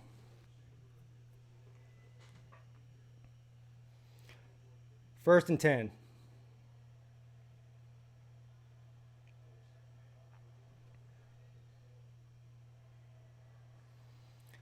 And they're going to hand the ball off for a no gain. 2nd and 10 coming up. Versus who in the Rose Bowl? Well, that will depend on what happens tonight. It'll either be Wisconsin or Penn State, right? 2nd and 10. It's possible that it's Penn State. Whatever the highest ranked team is after tomorrow's rankings will be the one. It's probably going to be Penn State. It depends on how bad the night tonight is. I think Penn State will end up being ranked higher than Wisconsin at the end of the year after tonight. 2nd and 10. He's going to hand the ball off. Picks up about 4. Alabama, Memphis.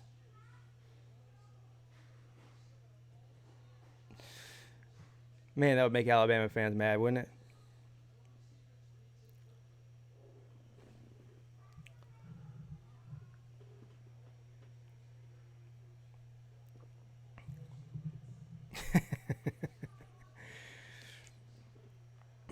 Third and 5 coming up.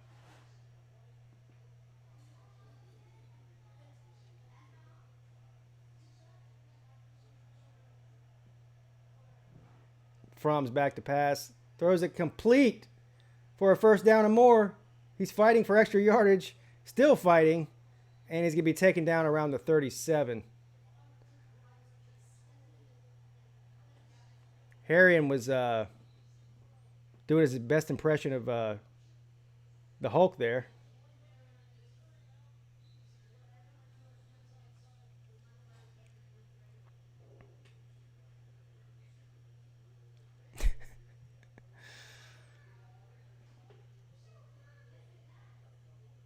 Yeah, Utah doesn't. They don't have the experience in big games like that.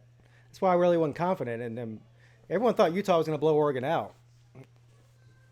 They just don't have the experience. What's up, 49ers country? Antoinette Guillory. How you doing? 2nd and 8.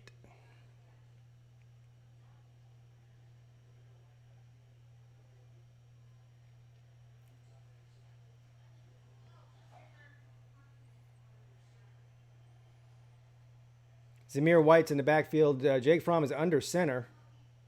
And he's going to do a play action pass, and he's going to get sacked for about a 9-yard loss there.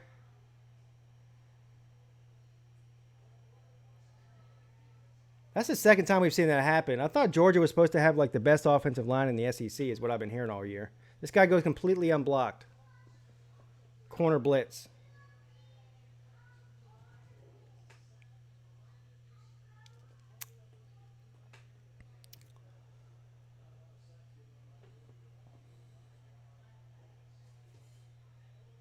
And Fromm is on the ground. Is he hurt? Something's wrong with Fromm.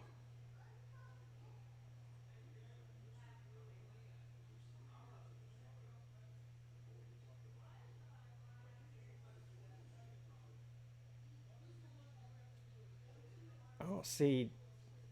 Ooh. Looks like his left leg twisted around when that guy landed on top of him. Watch the replay of this if anybody's watching it. This does not look good. Yeah, it's definitely his leg. Or his knee or his ankle. I don't know. One of them. I don't even know who Georgia's backup quarterback is.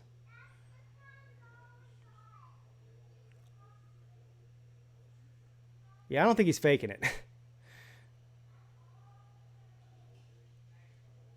It looks like it must be his ankle. His left ankle.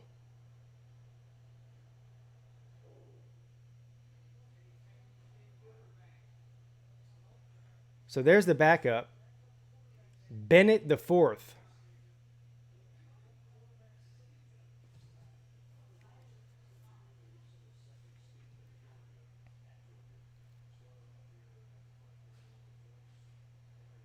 Yeah, that's not good. Look, if he's out, it's definitely over. I don't know about this Bennett kid, but I'm pretty sure he's not as good as Fromm. Looks like he's about half the size of Fromm, too.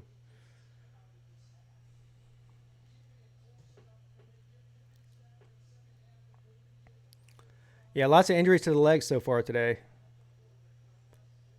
Yeah, I hate to see that. Now it's over, you say? Let's see if Fromm's, let's see what happens. Let's see if he's able to come back in the game or not. 3rd and 17.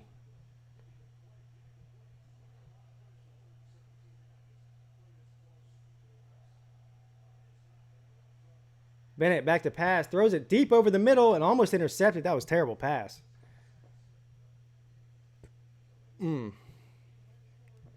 His name's Bennett, and he's not in it.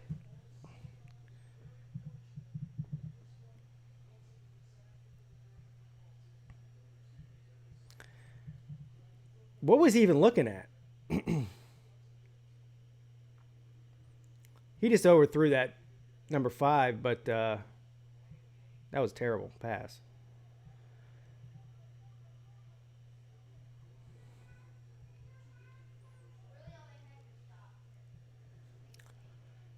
The punt is up, and it's a good punt all the way into the end zone. Wow. That was a good punt. Wish Clemson had a punter like that.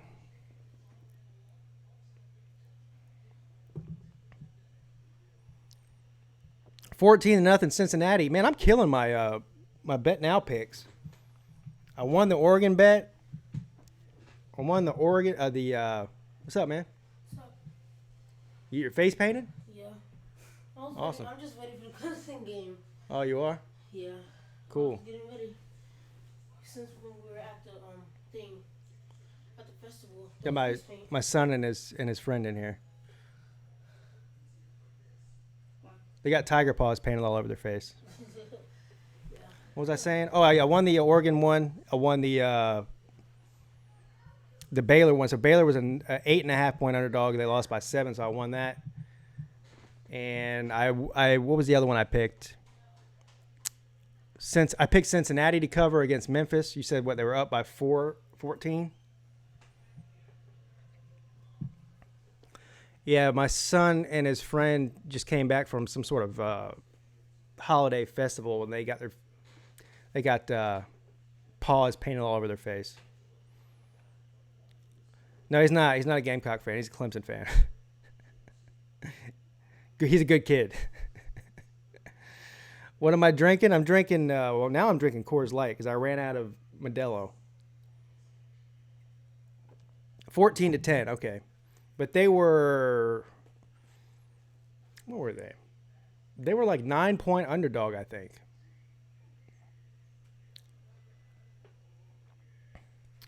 No, it's not halftime yet. How did my son become a Clemson fan? Because his parents are Clemson fans. And his mom's a Clemson graduate.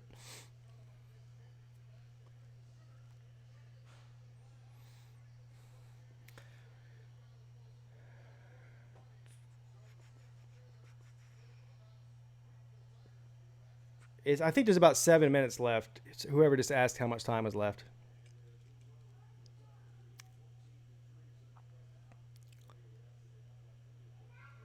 Yeah, I saw the App State and Louisiana game came down to the end. It was only like a 3-point win, right?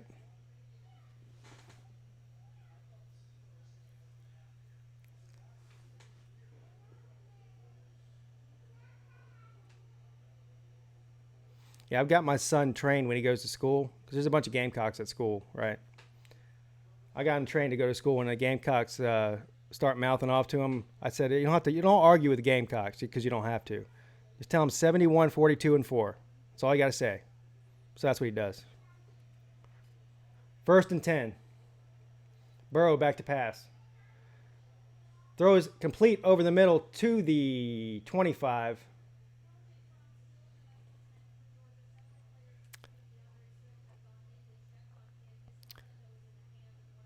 Do I think Oklahoma's defense is one of the best in the Big 12?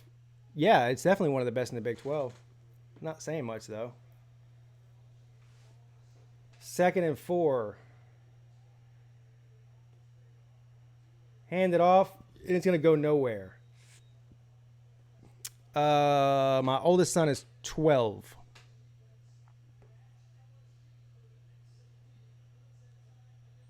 Do I think we have a lopsided rivalry? Yeah. It's not really a rivalry, it's a domination. 3rd and 4, and it's going to be complete, and he's going to pick up the first down and more. If LSU scores here and goes into the half with a 18-point lead, I don't know if Georgia's going to be able to come back from that. They're running the hurry-up offense, too. 1st and 10 from the 45. Burrow throws it complete, just short of the first down. They're trying to strip the ball, but they don't. It's going to be 2nd and 2 or 3.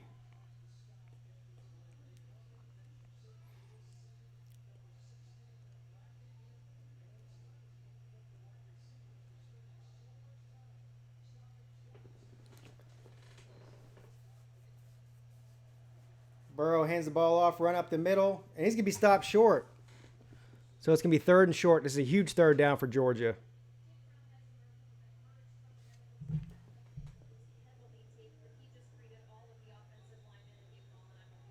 All right, so Fromm's coming back in the game, they just said. That's why I was turning it up. Looks like they taped his ankle up, and he's going to come back in the game. So this is huge. There's a Georgia player down, though, on the field here. If Georgia can find a way to stop him here, that would be huge. Georgia needs to score again before the half to make this a one-score game in the worst way.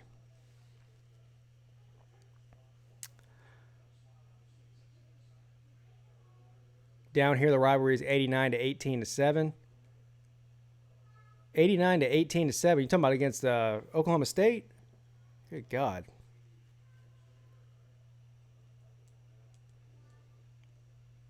I'd like to see that game. Alabama, Minnesota. That'd be exciting. I think that Alabama would kill Minnesota, though, quite honestly, so I'm not sure how exciting it actually would be.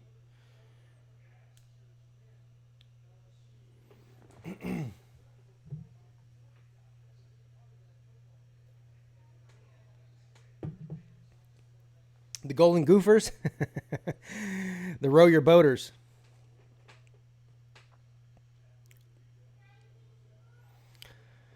Ohio State is overrated. LSU is overrated. Clemson wins another natty. Paul Feinbaum retires. Bama starts out next year, jumps to number 12. Number 1, and Paul has something to talk about. Clemson's the most overlooked. Damn.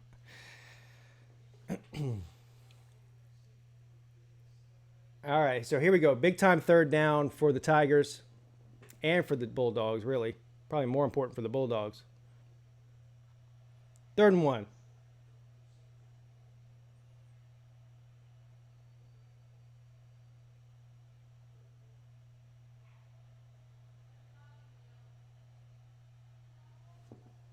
Burrow keeps changing the play. Play clock is running. And it's going to be a quarterback keeper, and I think he got it. Ran the quarterback sneak. He definitely got it. 1st down, Tigers.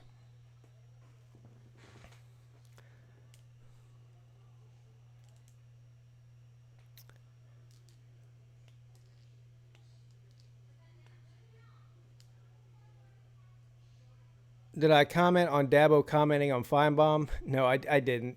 Not really much to comment about. He just took the high road. He did what Dabo does. Took the high road and then politely insulted him. 1st and 10.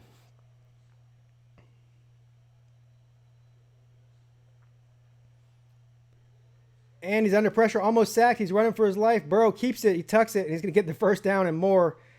Ooh. Big time run there by Joe Burrow inside the 30-yard line. 1st and 10, Tigers. 3 minutes and 43 seconds left in the 2nd quarter. He was almost sacked, and he turned that into a 15-yard gain. This is why he's going to win the Heisman this year. Yeah, somebody just said it. Heisman moment. Nobody likes Paul Feinbaum. Nobody does.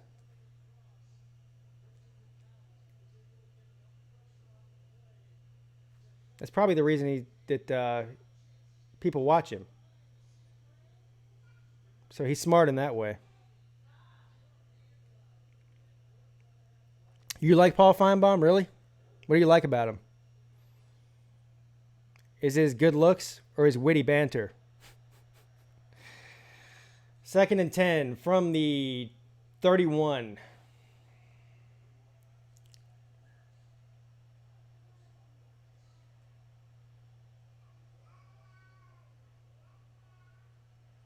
Burrow, complete over the middle for about 7 yards. Going to be 3rd and 3.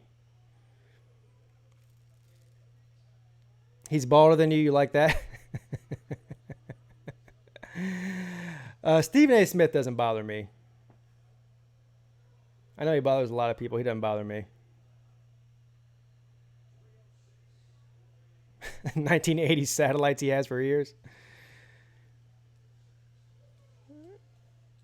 Yeah. Look, man. South Carolina has nothing left to do other than root against Clemson. That's what they've relegated their entire program to. They pay zero attention to their own program and just completely focus on Clemson. So it does not surprise me that South Carolina fans love Paul Feinbaum because he's always on Clemson's ass. But it must suck to be a Gamecock right now.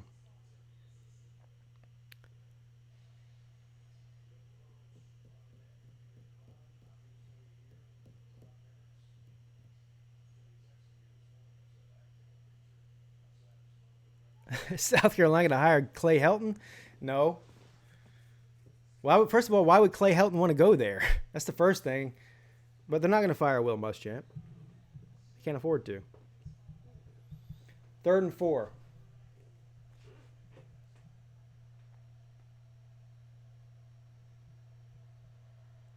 Burrow keeps it again. Runs up the middle. He's going to be short of the first down. So, LSU has a decision to make. I'm assuming they're going to kick a field goal, but it's like 4th and a foot. 4th and very short. Let's see what they do. 4th and 2 is what they're saying. So they bring the field goal kicker on. Clock is running right around 2.5 minutes. 41-yard field goal attempt here. Butch Jones, he'd be the perfect fit for South Carolina. The kick is up and the kick is good, so it's going to be 17-3. It's getting close to being over, I think. Is sucking at being a Gamecock? Yes. But anyway, so we'll see if Georgia can somehow find a way to put some points on the board here before the half. They've got 2.5 minutes to do so. Can they do it? If they can't, it's going to be most likely over, I think. They're down now by 2 touchdowns. But I'll stick with what I said. I said that as long as they didn't get down by 3 touchdowns. So we're still in the pigskin Peete parameters of possibility, even though they're slipping away very quickly. Now, if they can score here somehow, then we'd have a ball game. 0 is a very low number, Jay Jobs. I think it's lower than the actual truth. I'd say more like 10%, not 0%.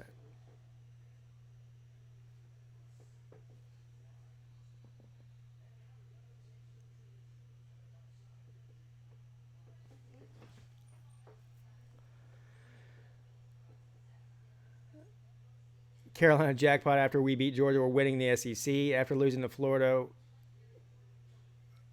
we're beating Clemson. After Clemson, we suck. Yeah.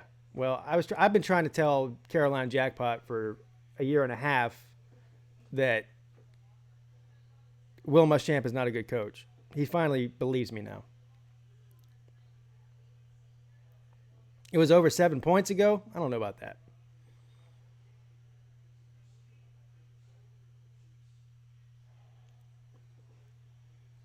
Incomplete pass on 1st and 10.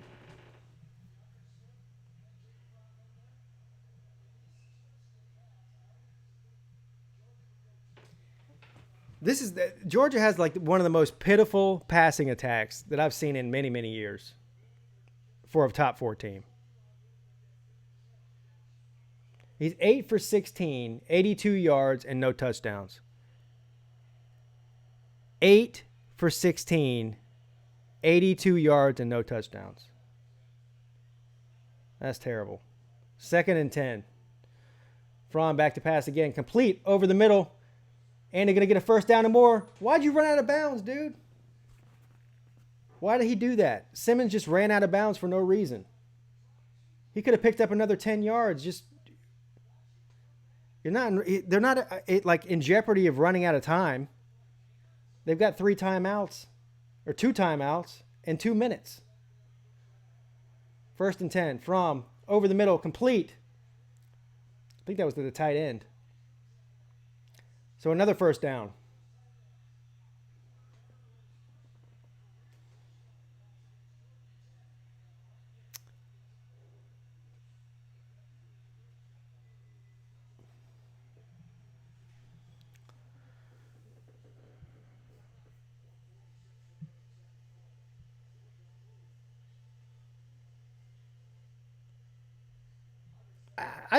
First of all, I disagree with the premise that South Carolina cannot get a better coach.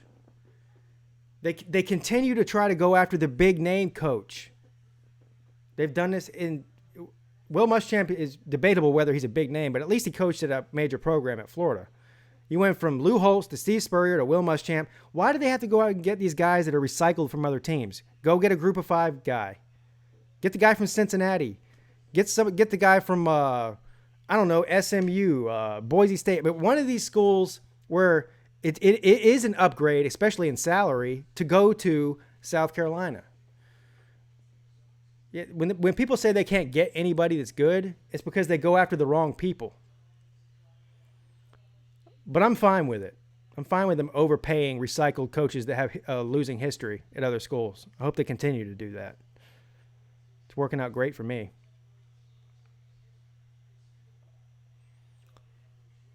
First and 10.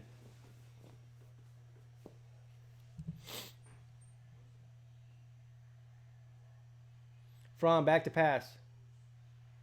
Intercepted.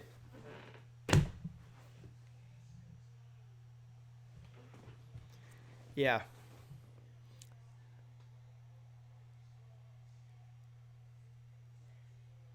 That's probably game. But yeah, I know that South Carolina's not a top job, but you know what Kansas State did? Is Kansas State a top job? No, it's not. But they went out and got what's his face from North Dakota State, and they're already 10 times better than they were. So go find a guy like that.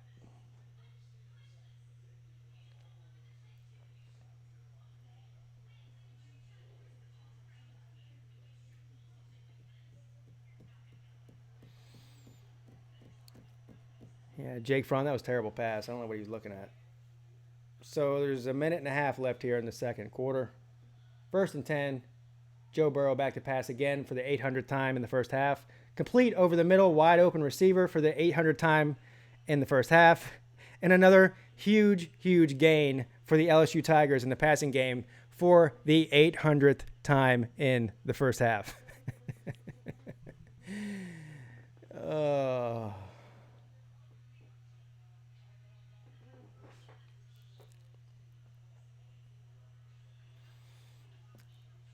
I want to see what his stats are. Joe Burrow's passing stats for the first half have to be ridiculous. First and 10. Burrow throws it over the middle, and he was open, but he barely overthrew him. Incomplete. Second and 10 coming up. A minute and 25 seconds left in the second quarter.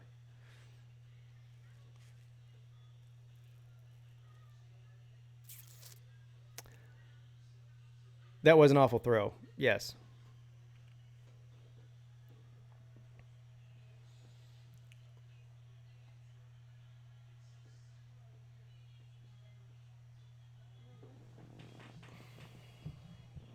So both teams still have 2 timeouts. Second and 10. Burrow's back to pass again. Steps up in the pocket. He keeps it. He tucks it. He's running. First down and more. Picks up about 15 yards. First and 10, Tigers. They're about to put more points on the board. One more play and they'll be in field goal range. Man.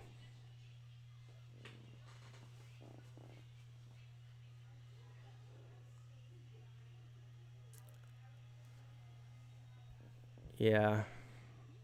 You know what? I'm not so surprised about the offense or the lack thereof of offense for Georgia in this game so far. I mean, everybody knew that was their problem. I'm a little bit surprised that their defense has given up so many big plays in the first half here. I thought the defense might be able to keep him in this game in the first half.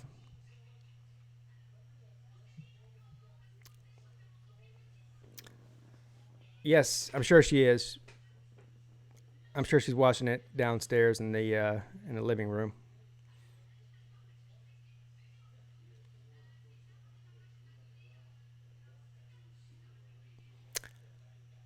Jacob, I don't know, man. It's going to be tough. I'll give you an answer to that after I see how Ohio State plays tonight. There's a good chance that LSU moves up to 1. But it's going to depend. If Ohio State goes and blows the doors off of Wisconsin, they might stay number 1.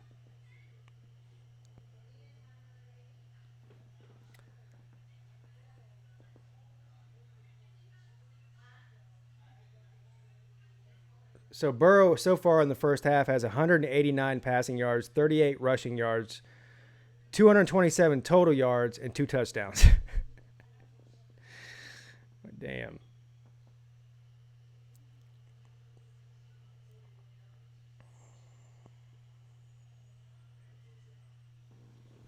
Yeah, I know. I know Ohio State's already blown the doors off Wisconsin. I think they will again tonight, too.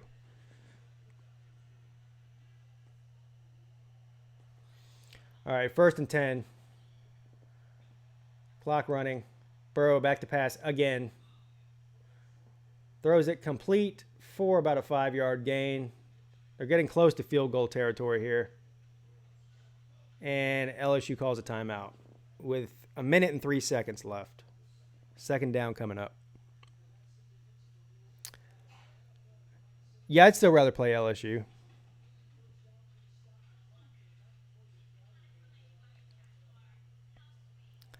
I probably won't see Uncle Lou's halftime recap because I'm going to take a break for 10 or 15 minutes during halftime, like I always do during these streams.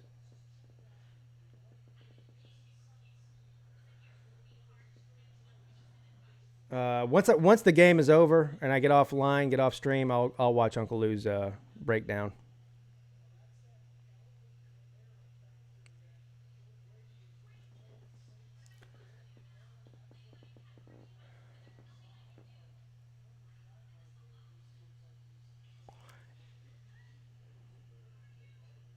Yeah, I'm not going to even rub it into you, SEC dog. At least not today.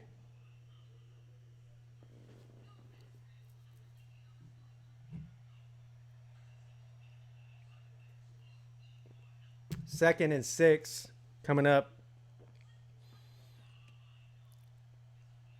Burrow back to pass again. He steps up in the pocket, tucks it, runs, gets tackled. And I think he dropped the ball. What happened there? Did he fumble it? They're going to say he's down. 3rd and 4 coming up. Yeah, he was down. Yeah, ball came out after he was down already. Nothing to see here, folks.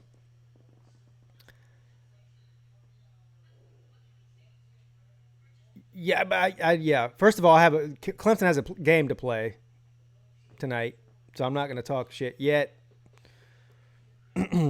And yeah, we'll see what happens.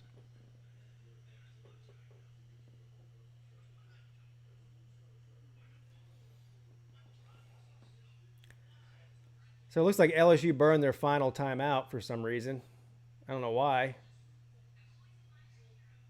3rd and 4. 3rd and 5 they changed it to.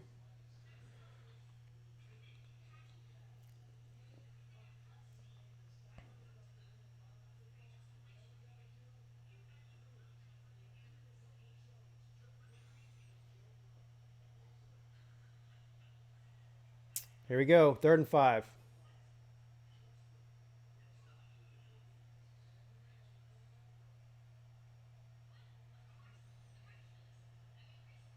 Burrow back to pass. Complete over the middle for a 1st down and more. And he's going to be taken down right at the 30-yard line. So now LSU is out of timeouts. They'll stop the clock for the 1st down there for a second while they set the ball. But they're in field goal territory now. So they're going to run another couple plays, I think.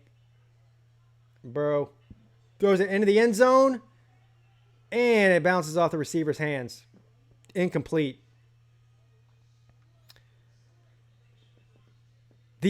First of all, there's probably not much hope for Georgia left, based on what I've seen so far. But if there is any chance for them to have any chance to come back in the second half, they cannot let LSU get a touchdown here.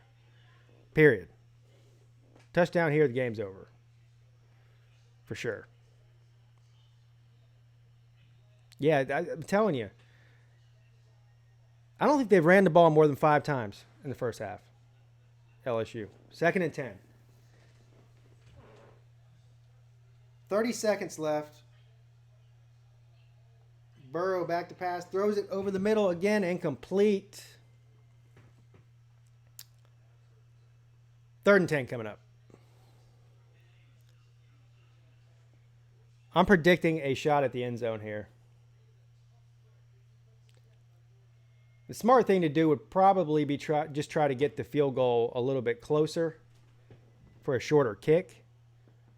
But I have a feeling that they're going for the dagger here and going to try to get a touchdown.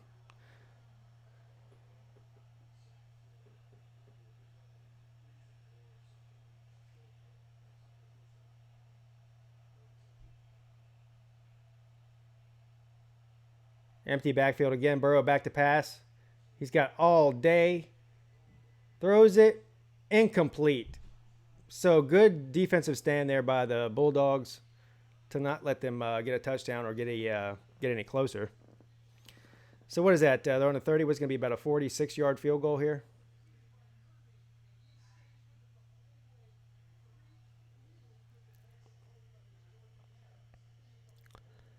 What's up, Melissa May? Matthew. Ole Miss Lane Kiffin is now head coach. Yep, it's official. Fourth and 10, field goal is up, and he missed it. So big time break there for Georgia. That was the best case scenario and a very, very, very disappointing first half for the Bulldogs. 17-3 is the current score. And so it's not, somebody just said there's an 8 point something percent chance for Georgia to win. I said 10%, so I'm not far off from whatever you said. But yeah, there's nothing to see here because the Georgia's not going to, 14 seconds. Well, we'll watch it. See, why not? What the hell? If I were Georgia, I'd take a knee. Yeah, you said 0%. Somebody else just said 8 point something.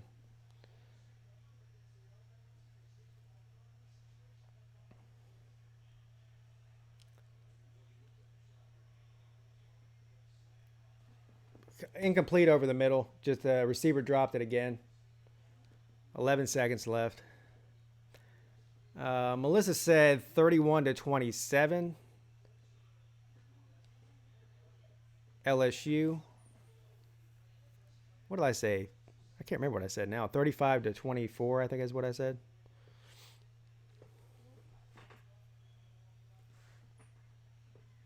All right, here we go. 2nd and 10.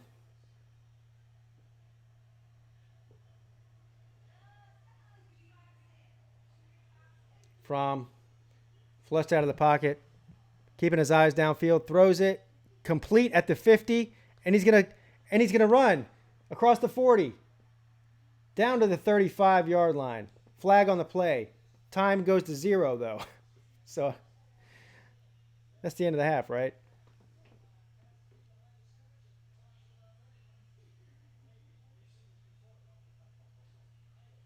What's the flag? It's going to be against Georgia, right?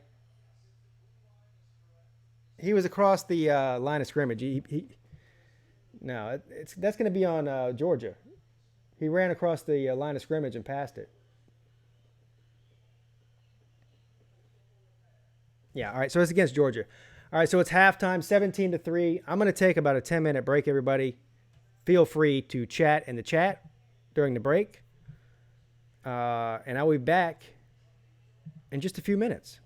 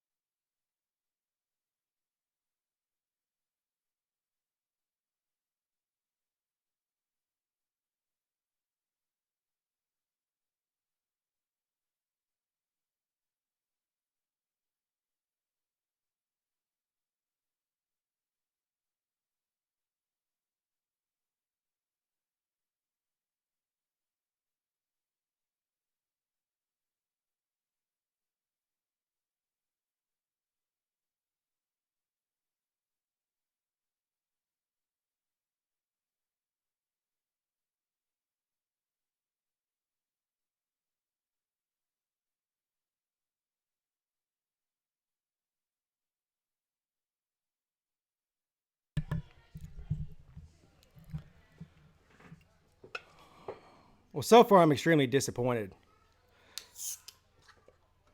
I thought Georgia was going to put a better showing on. I don't know why.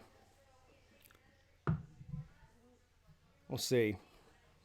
But the Utah game was a blowout. This game so far, it's not a blowout, but it's getting close to it. And the best game of the day was obviously Baylor in Oklahoma. I don't think we're going to see great games tonight after this game either. I don't think either one of those games will be close. Georgia getting clowned by all of the media. Looks like one day we'd get some that's had enough of it. Fire your entire offensive coaching staff. What a joke. I think you probably will fire your coaching staff after tonight.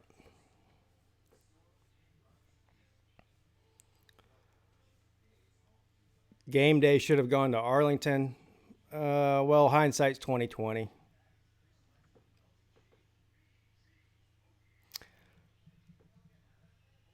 Unless Georgia can mount some kind of amazing comeback, the playoff is pretty much set. It's going to be Clemson, Ohio State, LSU, and Oklahoma.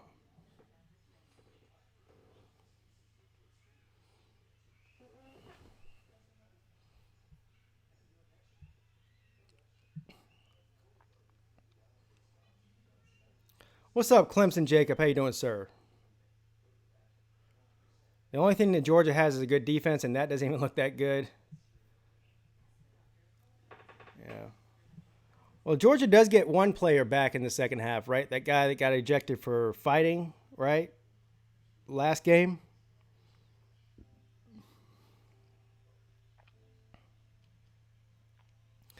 Sarge says Georgia should have made a switch to Justin Fields last year. Well, yeah. Well, I think we all know that. I'm not quite sure why he went to Georgia in the first place. They don't run the kind of offense that he thrives in. And Georgia's an old school SEC ground and pound, play good defense kind of team. And Justin Fields is a spread them out, run around, throw it all over the yard kind of quarterback. And that's not what Georgia, at least right now, that's not what they're built to do. It's a problem in recruiting too. Because why, if you're a receiver, if you're an elite receiver, why would you go to Georgia at this point? When you can go to Alabama, Clemson, LSU, Florida even. It's not a pass-happy offense. Certainly not receiver-friendly.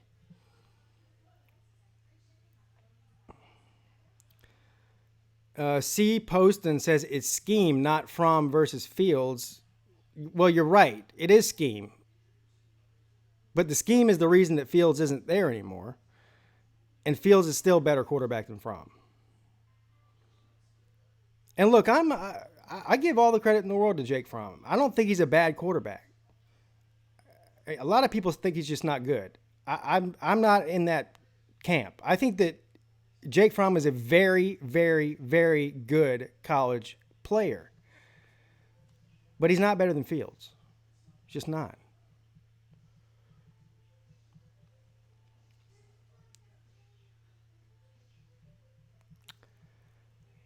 Wasn't it the same question as why go to Washington State as a running back? Yes, exactly.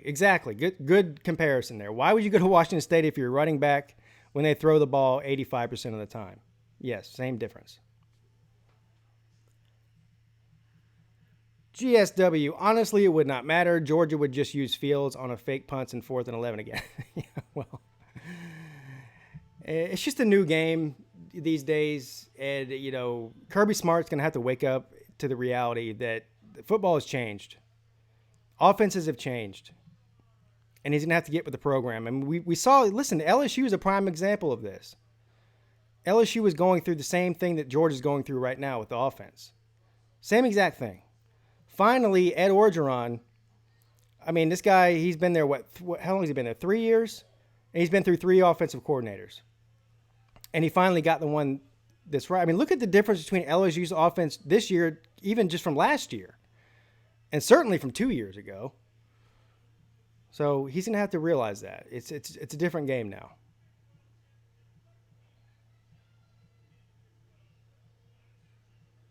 I mean, Nick Saban realized this, and he changed. The best coaches adapt to the changes, throughout the country.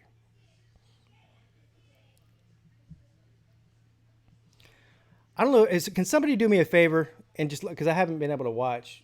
I'm sure they probably showed it on TV, but anyway, look up how many passing plays LSU had in the first half versus how many running plays they did.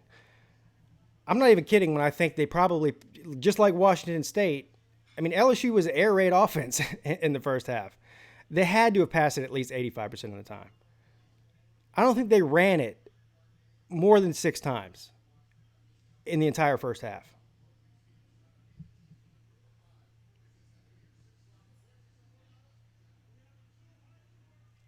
I think if they only had 1 or 2 play actions all game, I have no idea what they're running. It ain't even true pro style, even if it's play action. Yeah, I don't know. Well, trying to figure out what Georgia's doing on offense right now. I mean, they put a Band-Aid on an already anemic offense with having Cager out and the other guy out, whatever his name is, that was suspended. They're just trying to get by with what they got. But listen, there's 3 passes in the first half, the first quarter, that Jake Fromm just completely missed wide open receivers. So they could easily, this game easily right now could be 17-10.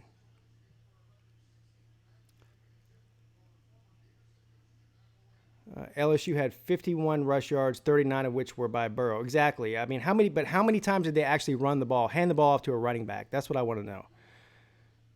Compared to running it. Some of those runs by Burrow were designed. Other ones were just him scrambling and making something out of nothing. But I'm guarantee you, if you take out Joe Burrow's scramble runs, see 7 carries out of, what did they had to have run 40 plays, right? So what is that? Somebody do the math here for me. And the percentage of that. It's like 80%, 80 or 85%.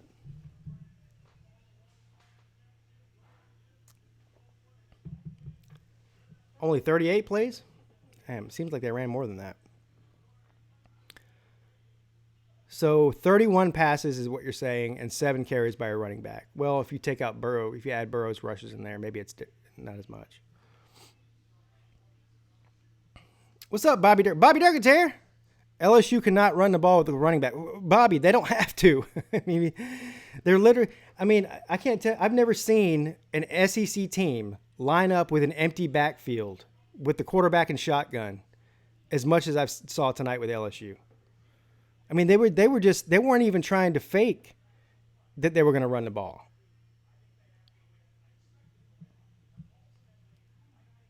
"25 passes, 13 runs." What is that, like 60%? Or 50%? There's no way that can't be right. That would be a 50-50 split. There's no way that there was 50-50.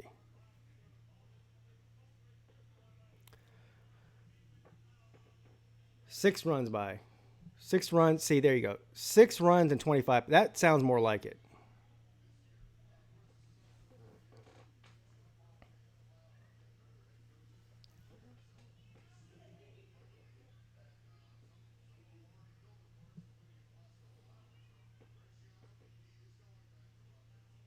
"32 by Burrow, 6 from the running back."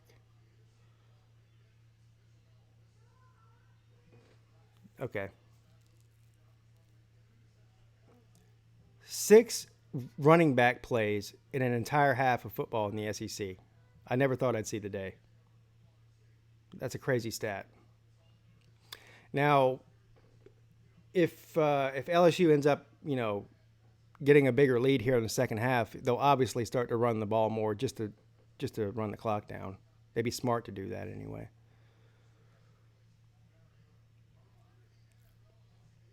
So the Cincinnati-Memphis game looks like it's a good game, huh? 21-20.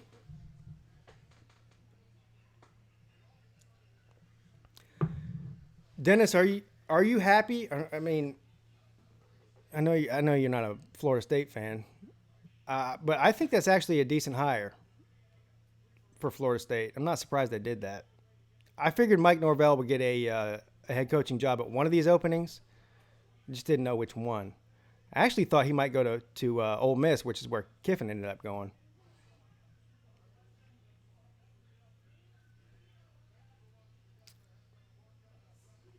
Ashley Snell. I'm sad Norvell is leaving Memphis, but at least Florida State will be decent in 2 years. Well, they got a long way to go to be decent, even with a good coach. I mean, we'll see how he can recruit. I have no doubt that schematically they'll be better with less penalties and all that than they were before. But can he recruit?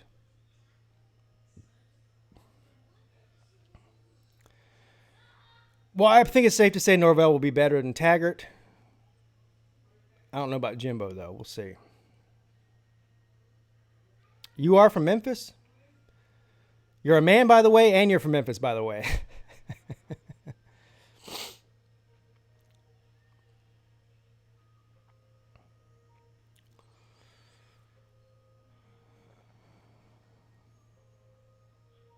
Dennis, you guys have been benefiting from the fact that Florida State fell off the map.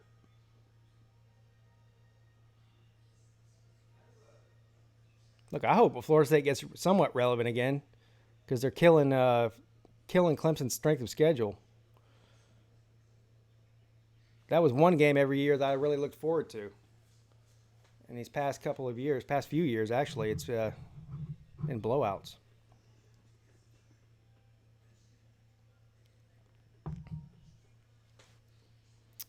Rutgers rehired Greg Schiano. Did they? Is that official? Are you asking me or are you telling me that? Can't tell.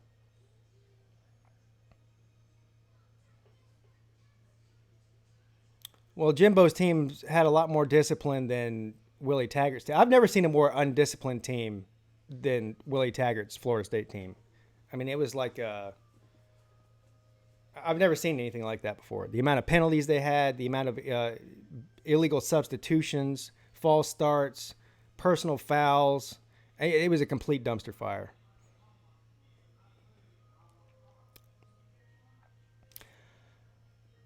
Just worry about Virginia popping Clemson's little cherry tonight. Yeah, I'm really worried. You could just look at the look on my face. You can tell how worried I am.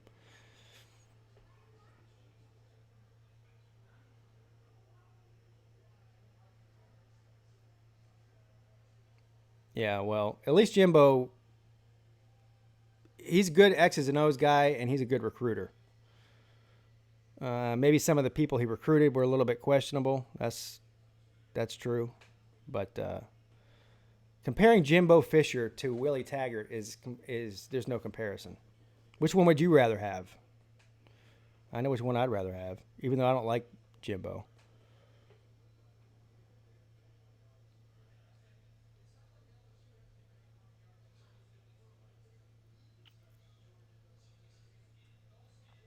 Gator hater hashtag Null Nation. So I'm assuming you're a Florida State fan.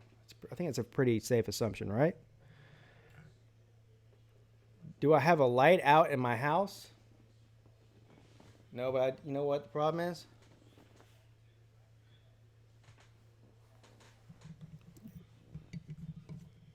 You want to see it get brighter immediately?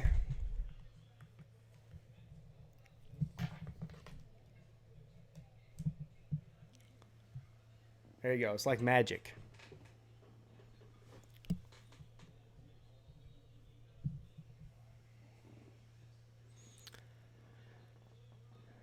Jimbo talks too fast. Yeah, he's like a used car salesman.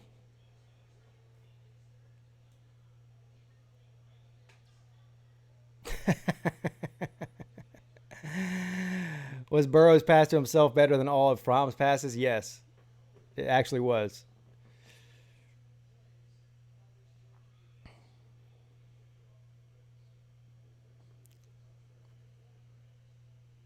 All right, so here we go, guys. Third quarter starting.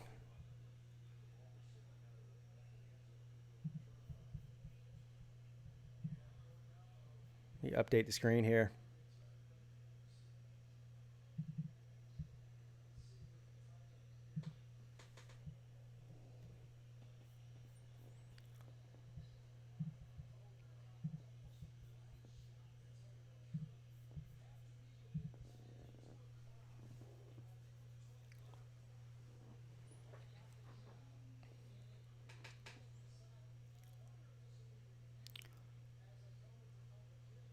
Georgia rushed 14 times for 28 yards.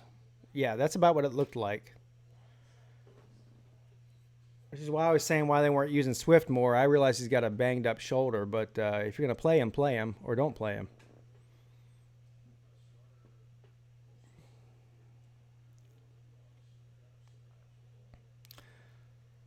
Join the SEC and shut up. Play big teams week in and week out, says Margie Shirley. Big teams like who? Like Western Carolina and those other 3 cupcakes you play that Alabama plays? I mean, which teams are you talking about? Like Tennessee and Arkansas and Ole Miss and Mississippi State? Teams like that? Yeah, big games. Right. South Carolina?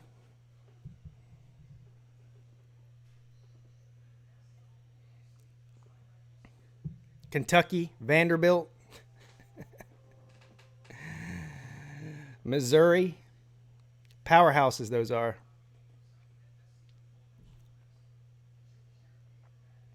What's up, Tiger Nate? Tiger Nate, you're at the ACC Championship, I'm assuming. He says the stadium is awesome. Is that your first time there?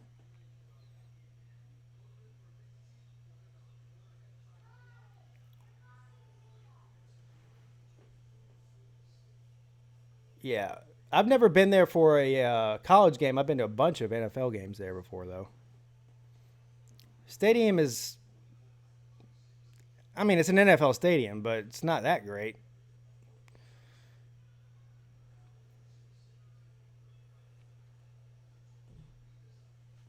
Compared to some other NFL stadiums, anyway.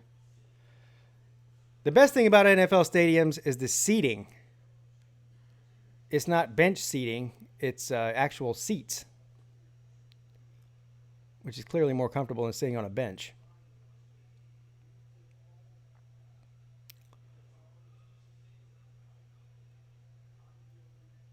That's one I want to go to, Jerry's World. I want to go to the one in Atlanta. The one in Minnesota looks awesome, too.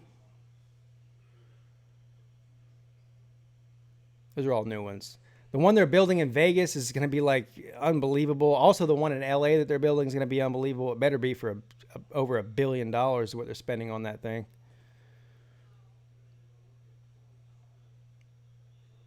Yeah, if you're sitting on the, what side of the stadium is it?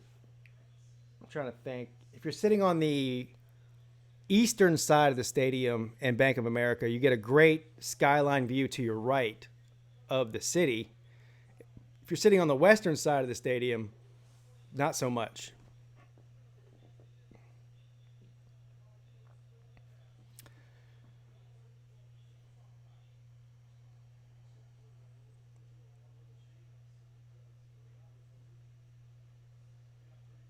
So Margie, let me ask you this question.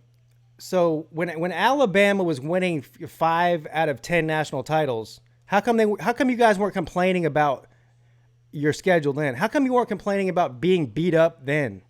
Seems to me you Alabama fans only cry and whine whenever you lose. Excuses, excuses, excuses. Clemson is your daddy, your new daddy. Respect your daddy.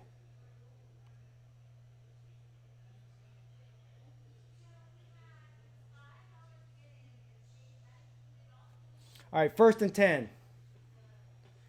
Complete to the right side for about a 7-yard gain. It's going to be 2nd and 3.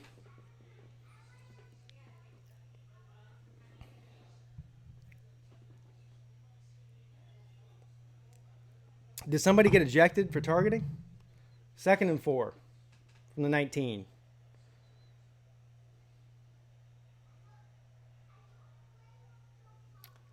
And he's going to hand the ball off to the running back. He's going to get maybe a yard.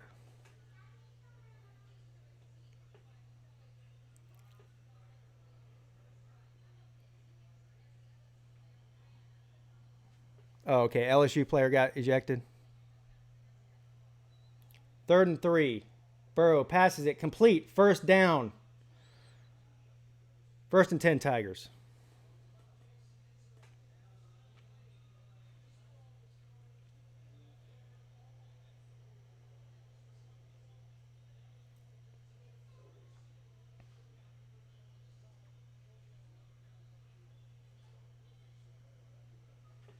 from the 23.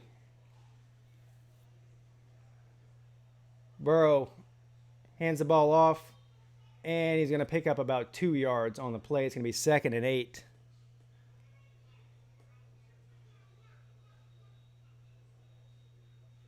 All right, Margie, listen. Again, why weren't you complaining about your schedule and being beat up when you were winning all those national championships? I didn't hear anybody complaining about it then. You're only complaining now. So go cry somewhere else. This is a channel for adults who don't cry.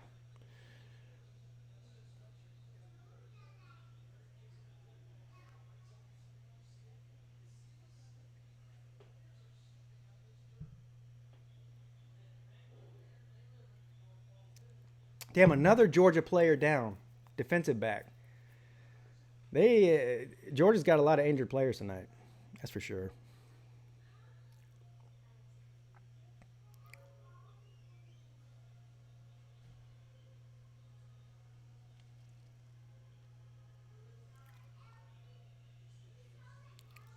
Yeah, Coulter Gask. I'm all for every single conference eliminating divisions. There's really no need for them. So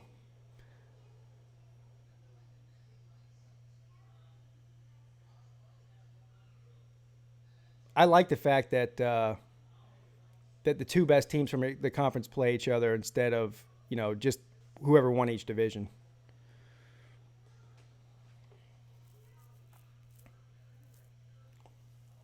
You think that Clemson players can't get injured in the ACC? Is that what you're telling me? Are you going to tell me now that the ACC teams is a bunch of high school players, right? Is that what you're going to tell me? Right.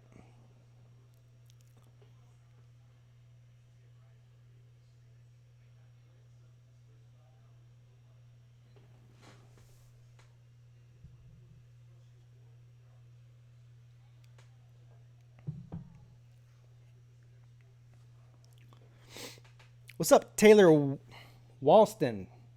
Dogs by 90.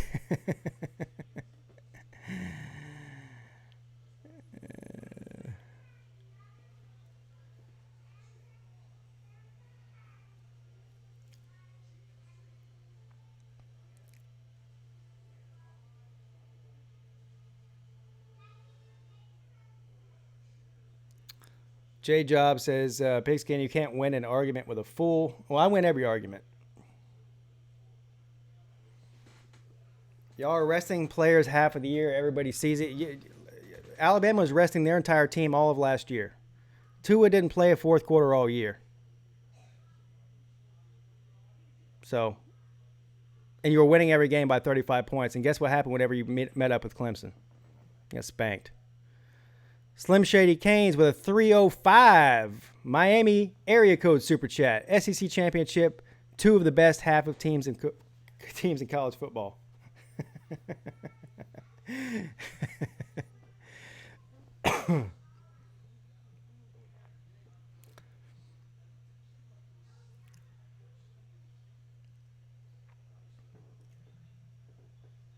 This does not look good. Swift is out, and they're putting him on a cart. That's terrible. And he's holding his shoulder, which is what he had injured coming into the game. That's not good news. I hate to see that. And like I said earlier, didn't I say this earlier? I said, if he's injured, don't play him. If he's not injured, then play him. I don't know why there has to be a gray area there. Anyway, that sucks to see him get hurt. I don't want to see anybody get hurt.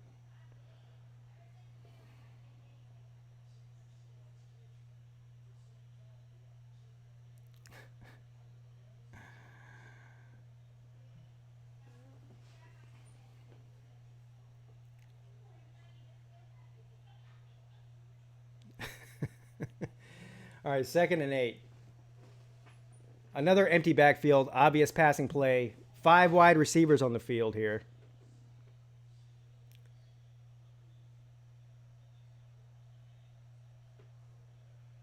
Burrow back to pass, rolls out to his right, Escaping pressure, rolls back to his left, running, tucks it and runs. He's been doing that all day. Burrow's going to have over 100 yards rushing today. Well over 100 yards. No, don't put Margie in timeout. He or she or whatever it is fine. They can cry all they want to. We don't put people in timeout for crying. That's allowed. 1st and 10.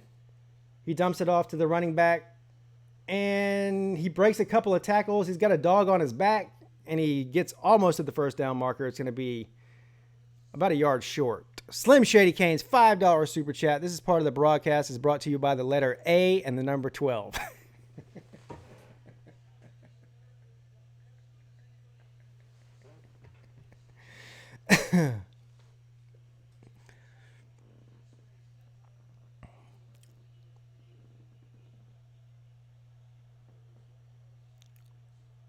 Yep. That's right, Margie. You're right. Everything you said is right. 2nd and 1.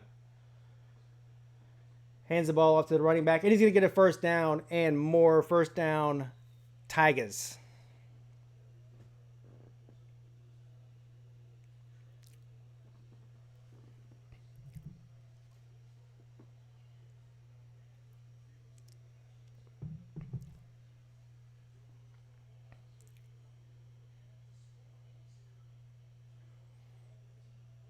Yeah, I'm thinking about giving away tickets to the Outback Bowl. And so far, Margie, she's probably going to win them. Margie, send me your address. I'll send you some free tickets to the Outback Bowl. 1st and 10. Burrow, play action pass. Dumps it off to the running back.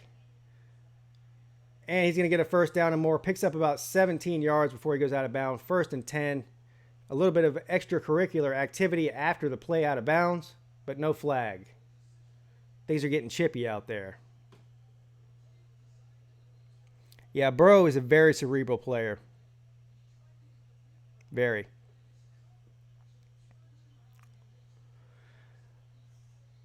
Slim Shady Canes with a $2 super chat. At least ACC teams don't have to claim fake national titles.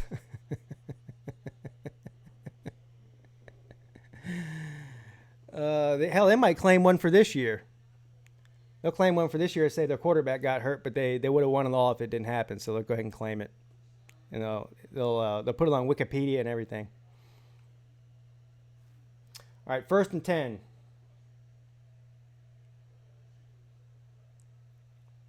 LSU moving the ball right down the field again with no problem.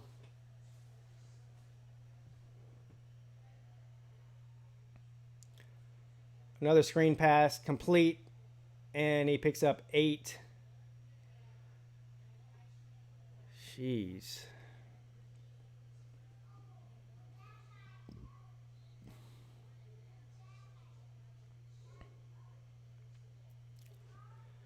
Yeah. Burrow hands the ball off, and finally a defensive stop, the hiccups, by the Bulldogs. They bring him down for no gain. It's going to be 3rd and 1.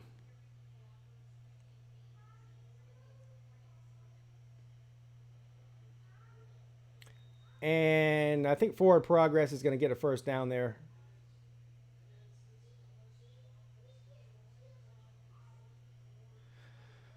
Yeah, this is what a broken fan looks like, people. First they blame the schedule, then they blame injuries. Now they start calling you cheaters. This is a fully broken fan. Completely broken. 1st and 10. Complete to the left side for another first down. 1st and 10 Tigers.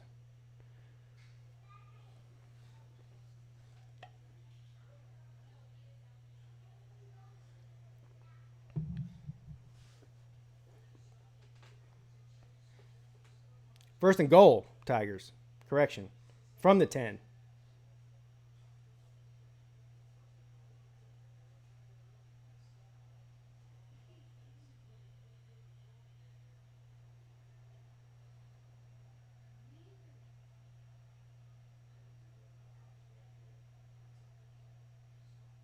Burrow back to pass. Another empty backfield. Intercepted And then dropped. Flag on the play. I don't even know who. I think that's going to be a pass interference against Georgia. I think this might be against Georgia. Yeah. Yeah, it was definitely pass interference. He grabbed him around. I mean, it looked like he was trying to. Well, I can't say what it looked like he was trying to do, but you know what I'm saying. Let's just say he gave him a hug from the back. So that's going to be half the distance to the goal, so it's going to be first and goal from the 5.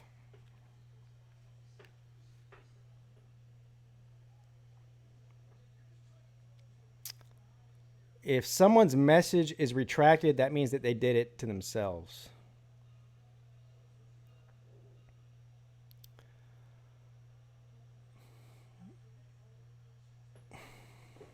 All right. Well, it was all fun and games until you got real stupid. So, see ya. Go make another account. Go cry somewhere else. First and goal from the 3.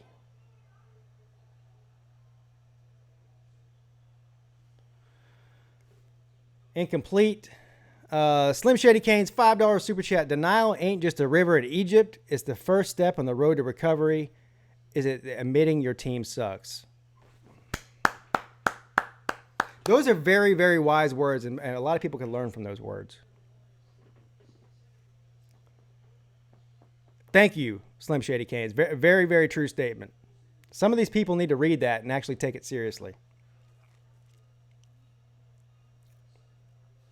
Billy, I know you're not broken. I wasn't talking to you. Second and goal.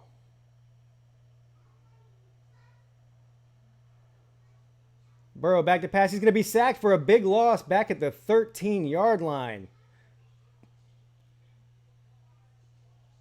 Looks like he might be bleeding from the nose or the mouth or something. Anyway, it's going to be third and goal.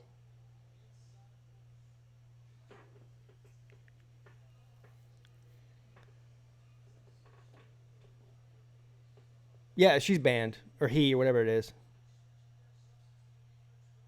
And again, there's not very many rules here, and she or he broke it. Third and goal.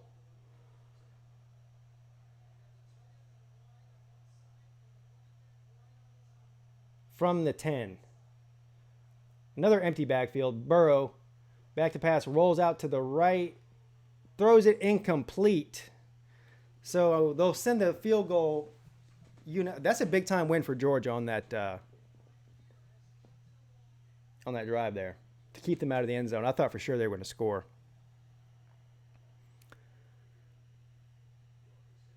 Ashley Snell. That was on me, Pete. I told Bear Bryant needed the Klan's permission to play back players. Sorry. What? I don't even know what you're saying. But thank you for the super chat. All right, here we go. The field goal is... How long is this? 20 yards? And it's good. So it's going to be 20-3.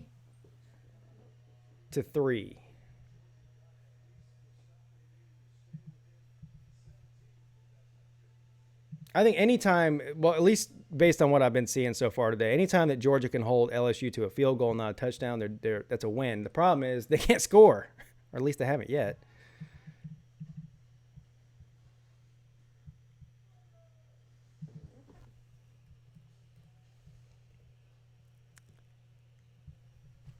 All right.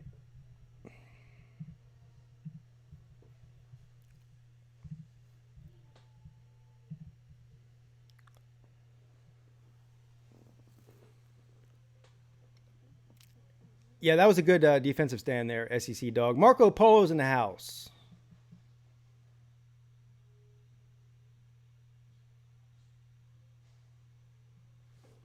Your score was too high. What was your score? I can't remember what it was. Georgia now has a 5.1% chance of winning. Where are you getting these stats from? Are you getting this from ESPN or something?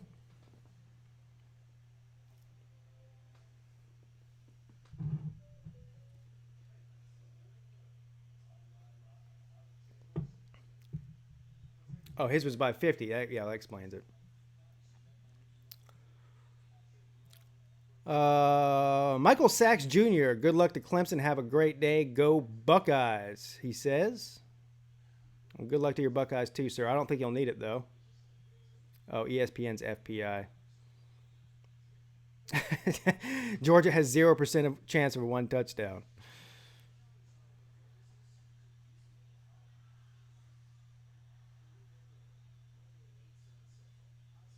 Well, we'll see here. We'll see what Georgia does on this drive. I mean, believe it or not, if Georgia scores here somehow a touchdown, then it's only a 10-point game, which is far from over in that case, even though it's not looking good.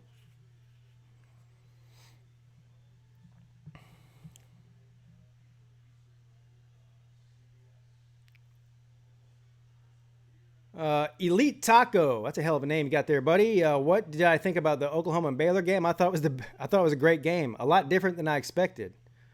I expected a much higher scoring game, as most Big 12 games are.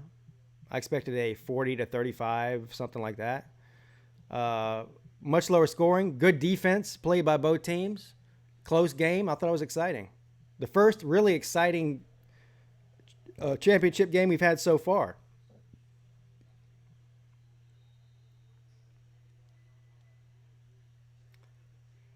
All right, so there's 8 minutes and 20 seconds left here in the third quarter. And we'll see what Georgia can do. It does feel like LSU's up by 90, doesn't it? The score definitely does not reflect the dominance. Although 20-3 is pretty dominant. So maybe it is.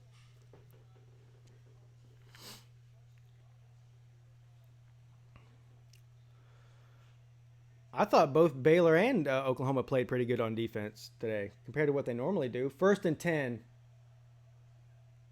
And they hand the ball off to Swift. I thought he was taking off on a cart. Am I missing? Wasn't he taking off on a cart? Or maybe that was a different player wearing number 7. Anyway, 1st down. Good run play by Swift. 1st and 10. Oh, okay. I just saw the guy's number and I thought it was Swift. 1st and 10.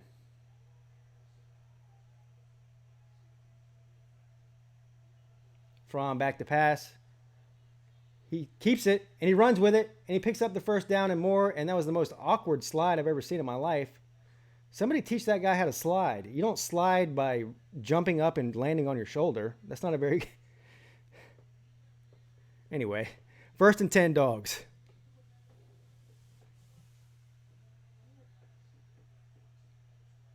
Fromm back to pass, throws it. Incomplete. You got to make that catch, dude. That was actually a good pass. You got to catch that. Oh, he slipped. That's why he slipped.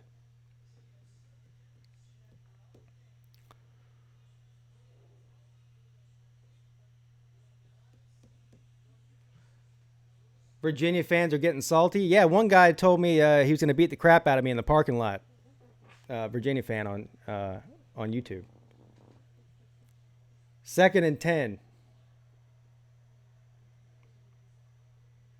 Complete pass. 1st down. All right, a little bit of life here in the Georgia offense, right?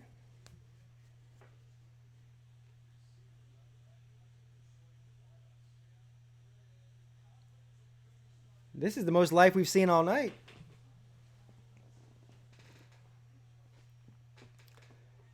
And Fromm drops back, incomplete. Going to be 2nd and 10 coming up.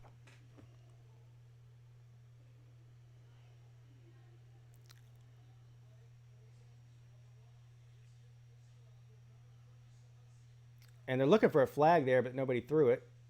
Anyway.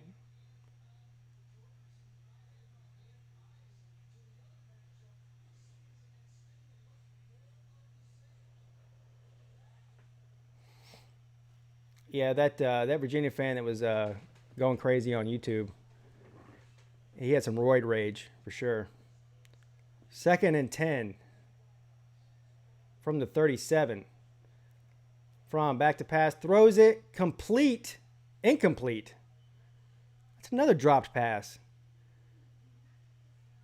Look, man, once it hits your hands, You got to catch that. You got to catch that, dude. That's not on Fromm.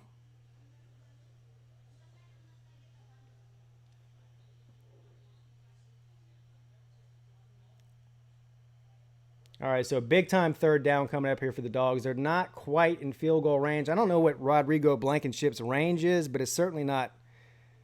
I don't think they're going to feel comfortable from 55 yards or whatever, close to that. 3rd and 10, hand the ball off. And he's going to fight for about 3 yards. 4th down coming up. 4th and 8. So what are they going to do here? They're getting to a point where they can't afford to. Again, field goals isn't going to do shit for you at this point. They're going for it. They're going for it on 4th and 8. I like this. I like this call.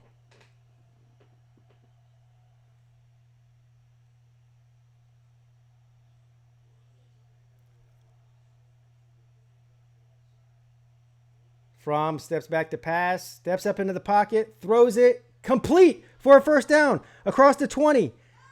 Inside, about all the way down to the 16-yard line. That was a huge. That's the only thing that kept them in this game right now. The only thing.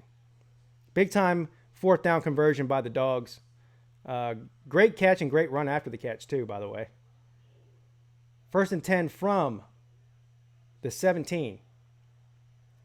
Fromm keeps it, and he's going to be brought down by his right ankle. Quarterback sack, Jack. He's going to lose a couple yards. And by a couple, I mean 7. 2nd and 17 coming up.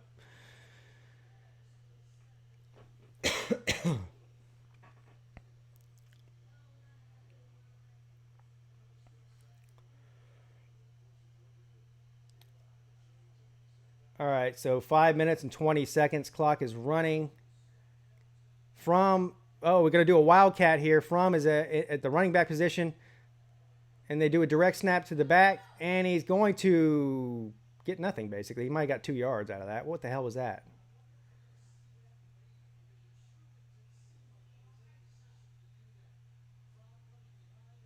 That looked like one of those Justin Fields plays from last year, didn't it?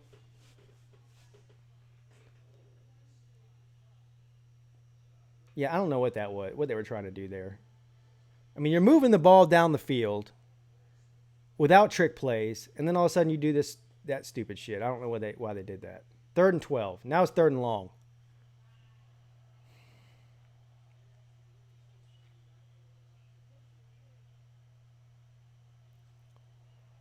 Fromm's back to pass.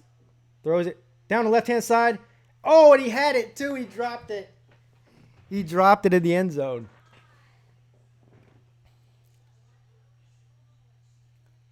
I can hear Mrs. Peete downstairs. I think she wants Georgia to win for some reason. I don't know why. She's down there cheering for Georgia, though. I'll have to ask her what the reasoning behind that is. I don't know. No, come on with the field goal. You're not going to do nothing with field goals. Look, if they're kicking field goals, game's already over. Forget about it. Cancel Christmas. Everybody go home. Game's over. The field goals ain't going to do shit for you in this game. And he missed it.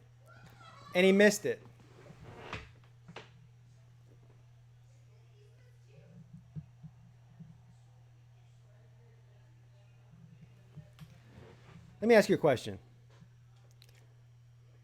You're down 20-3 in the 3rd quarter.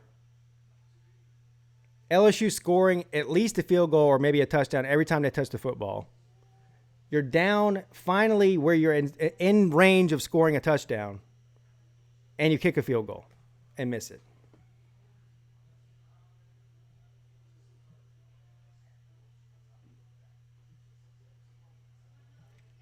Maybe that's what it is, GSW. She wants something more entertaining than 31-0. I don't know. I have to ask her. Maybe she just doesn't like LSU. That's a possibility, too.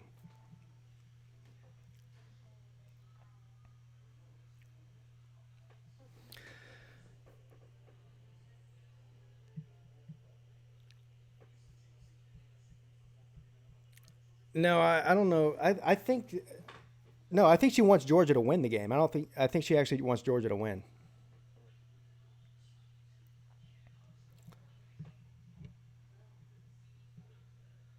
I think maybe she doesn't like LSU for some reason. What's the trivia question?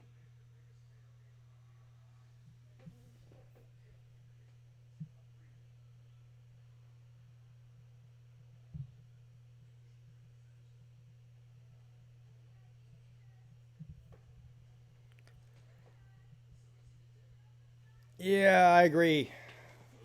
College Football Maniac says LSU scores one more time. Done deal. I agree.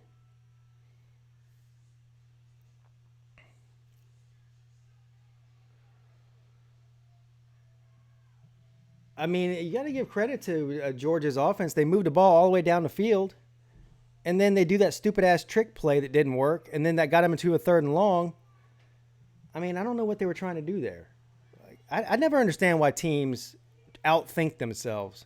When something's working, why do you stop doing what's working all of a sudden? What's up, Dale Rawls? Except for running the ball, passing the ball, catching the ball, and kicking the ball, Georgia looks good. Yeah, Georgia's defense is playing better. Well, yeah, to hold LSU to 20 right now, it could be a lot worse.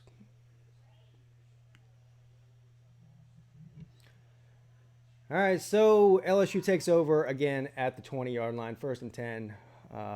4 minutes and 17 seconds left here. Another empty backfield. Joe Burrow is scrambling, running away, scrambling. Keeps his eyes downfield, throws it to a wide open receiver. Jefferson's running it inside the 20, inside the 15. Stutter step down at the 8-yard line. Jesus Christ.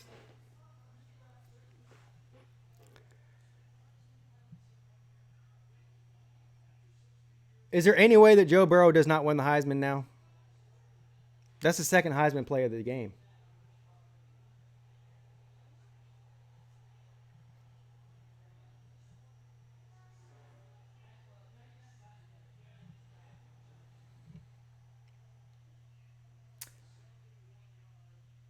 "71-yard passing play on a scramble."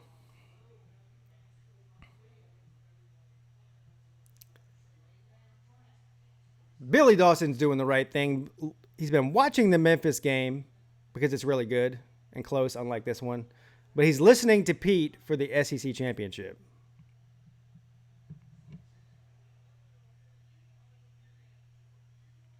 It looks like Jefferson's hurt.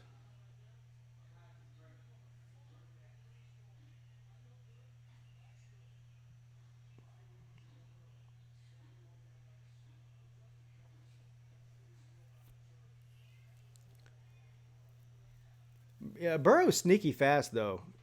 I mean, he's just been killing them.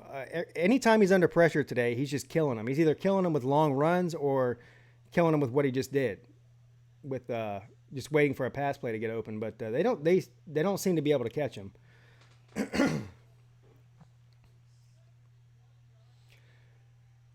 1st and goal coming up here.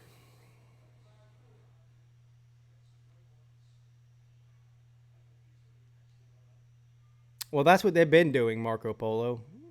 I mean, yeah. I mean, look, Deshaun. I mean, just look at the great players from Georgia that have come to Clemson instead of Georgia. 1st and goal from the 9.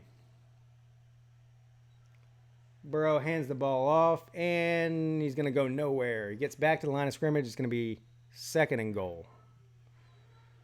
Yeah, Joe Burrow he's really had an unbelievable season. It's hard to argue with that.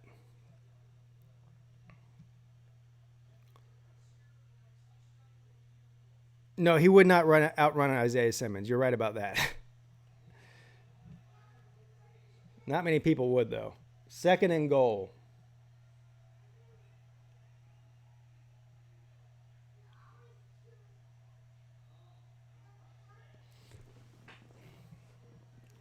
Burrow back to pass. Complete again inside the 5-yard line.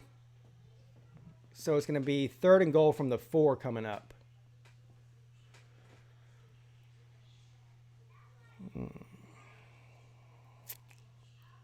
I guess we have to listen to TJ LSU Dad for at least next 21 days. No, you don't have to listen to him because believe me, I don't. I think I'm blocked from him anyways. I'm starting to lose track of the people that have blocked me. He's definitely one of them. I know he blocked me on Twitter. But yeah, I don't watch TJ LSU Dad, so I don't have to listen to him. Pretty simple. I think it would be a great matchup, Dale. I do. The LSU offense versus Clemson's defense. Here's the difference, though. Here's why I think that I would pick Clemson over LSU at this point. It's because Clemson has as good of offense as LSU does, and they don't have as good as defense as Clemson does. So that's the difference. But I think it would be a good game. We might get to see it. We probably will get to see it.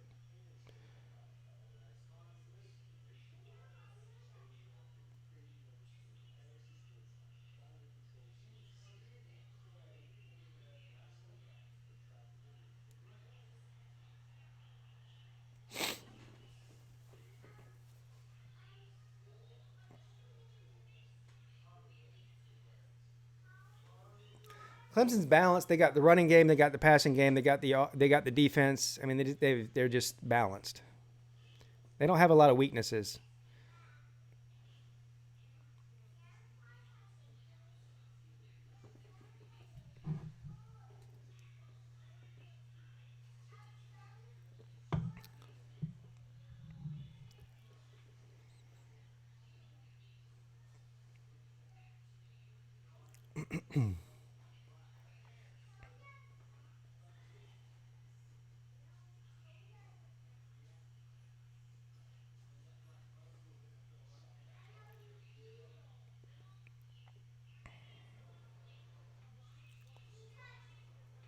Yeah, I don't think that look, they've had a lot of big games this year. LSU has. I don't think this stage would be too big for them.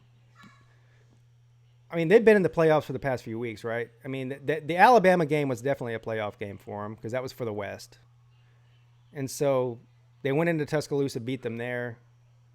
They look very confident and good tonight in the SEC championship. So I don't think that'd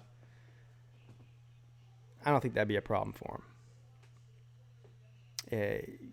At this point, between LSU, Ohio State, and Clemson, it's just going to be who's the best team. We'll find out. 3rd and goal coming up from the 4.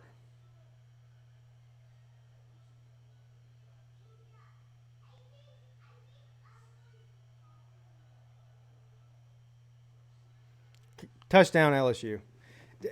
Who won the coach of the SEC coach of the year? Have they done that yet in the SEC? It's got to be Ed Orgeron, right? Got to be.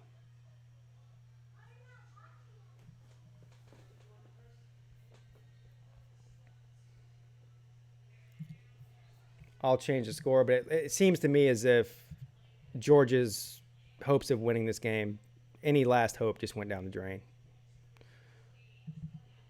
So it's about to be 27-3. Yeah.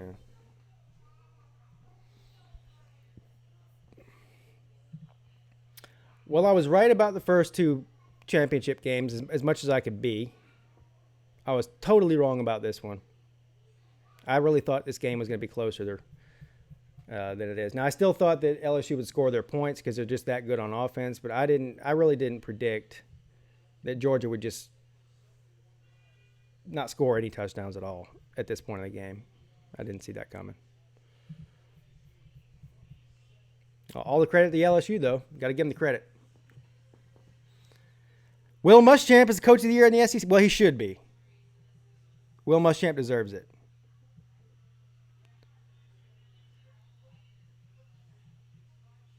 Why did I think that? Because I don't know. I feel like that. I thought that. Well, I don't think they were going to score 40 points or anything, Georgia's offense, but I thought that LSU's defense had enough weaknesses where they could at least put up 14 to 21 points. Maybe I was getting him too much credit. I don't know. Clearly I was. The reason Coach O is so good is because he started his college coaching career at Miami. What was his first job at Miami? Was a positions coach? I'm assuming he was.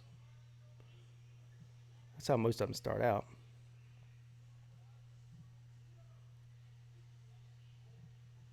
Defensive line coach. Gotcha.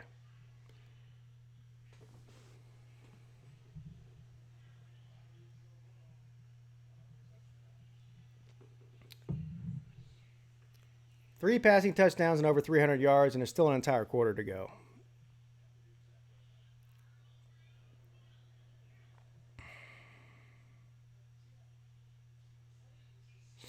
Yes, I was just thinking that.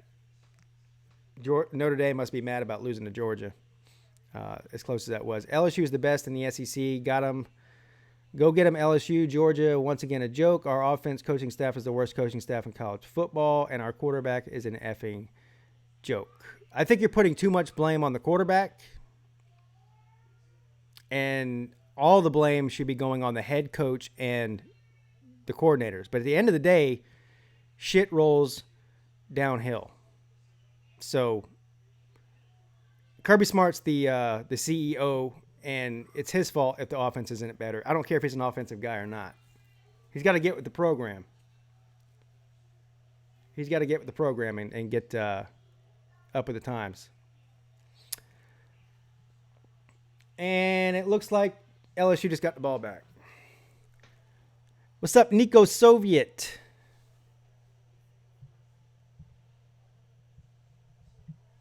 Up here.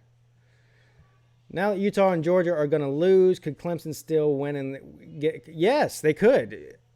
They could. It's crazy to say that. It's possible, though. Probably not going to happen, though. I mean, first of all, does anybody think Clemson's going to lose to Virginia? I mean, I don't know. Personally, that would be one of the biggest upsets in modern college football if Clemson lost to Virginia tonight. So that in itself could keep Clemson out. And I'm not even saying, I mean, I don't know what would happen in that situation, but I wouldn't be happy about it.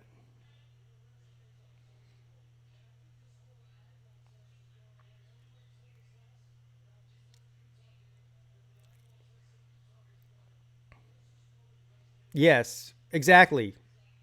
SEC dog, yes. Look what Dabo's done since he's been at Clemson. He goes, gets the best coordinators. Now, I know he's got his hands all over that offense because he's an offensive guy. But do you think that Dabo's in there telling Brent Venables what to do on defense? No. No. He's letting Brent do his thing. Let the experts do what they do. The fact that Kirby Smart has his hands on the offense at all is a joke. He shouldn't.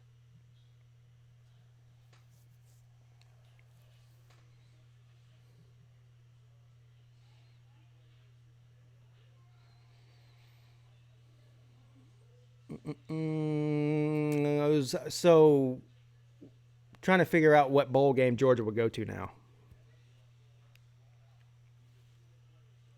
Because you're saying your season's over. It's not over. You'll still have a major bowl game. Believe me, a bowl game that you'll very much want to win. You don't want this year to end like last year, where you lost to Texas. Who, let's be serious here. Another touchdown by LSU. This is a blowout. Let's be serious here. Texas was not a better team than Georgia last year, but they made them look inferior. You don't want that to happen this year.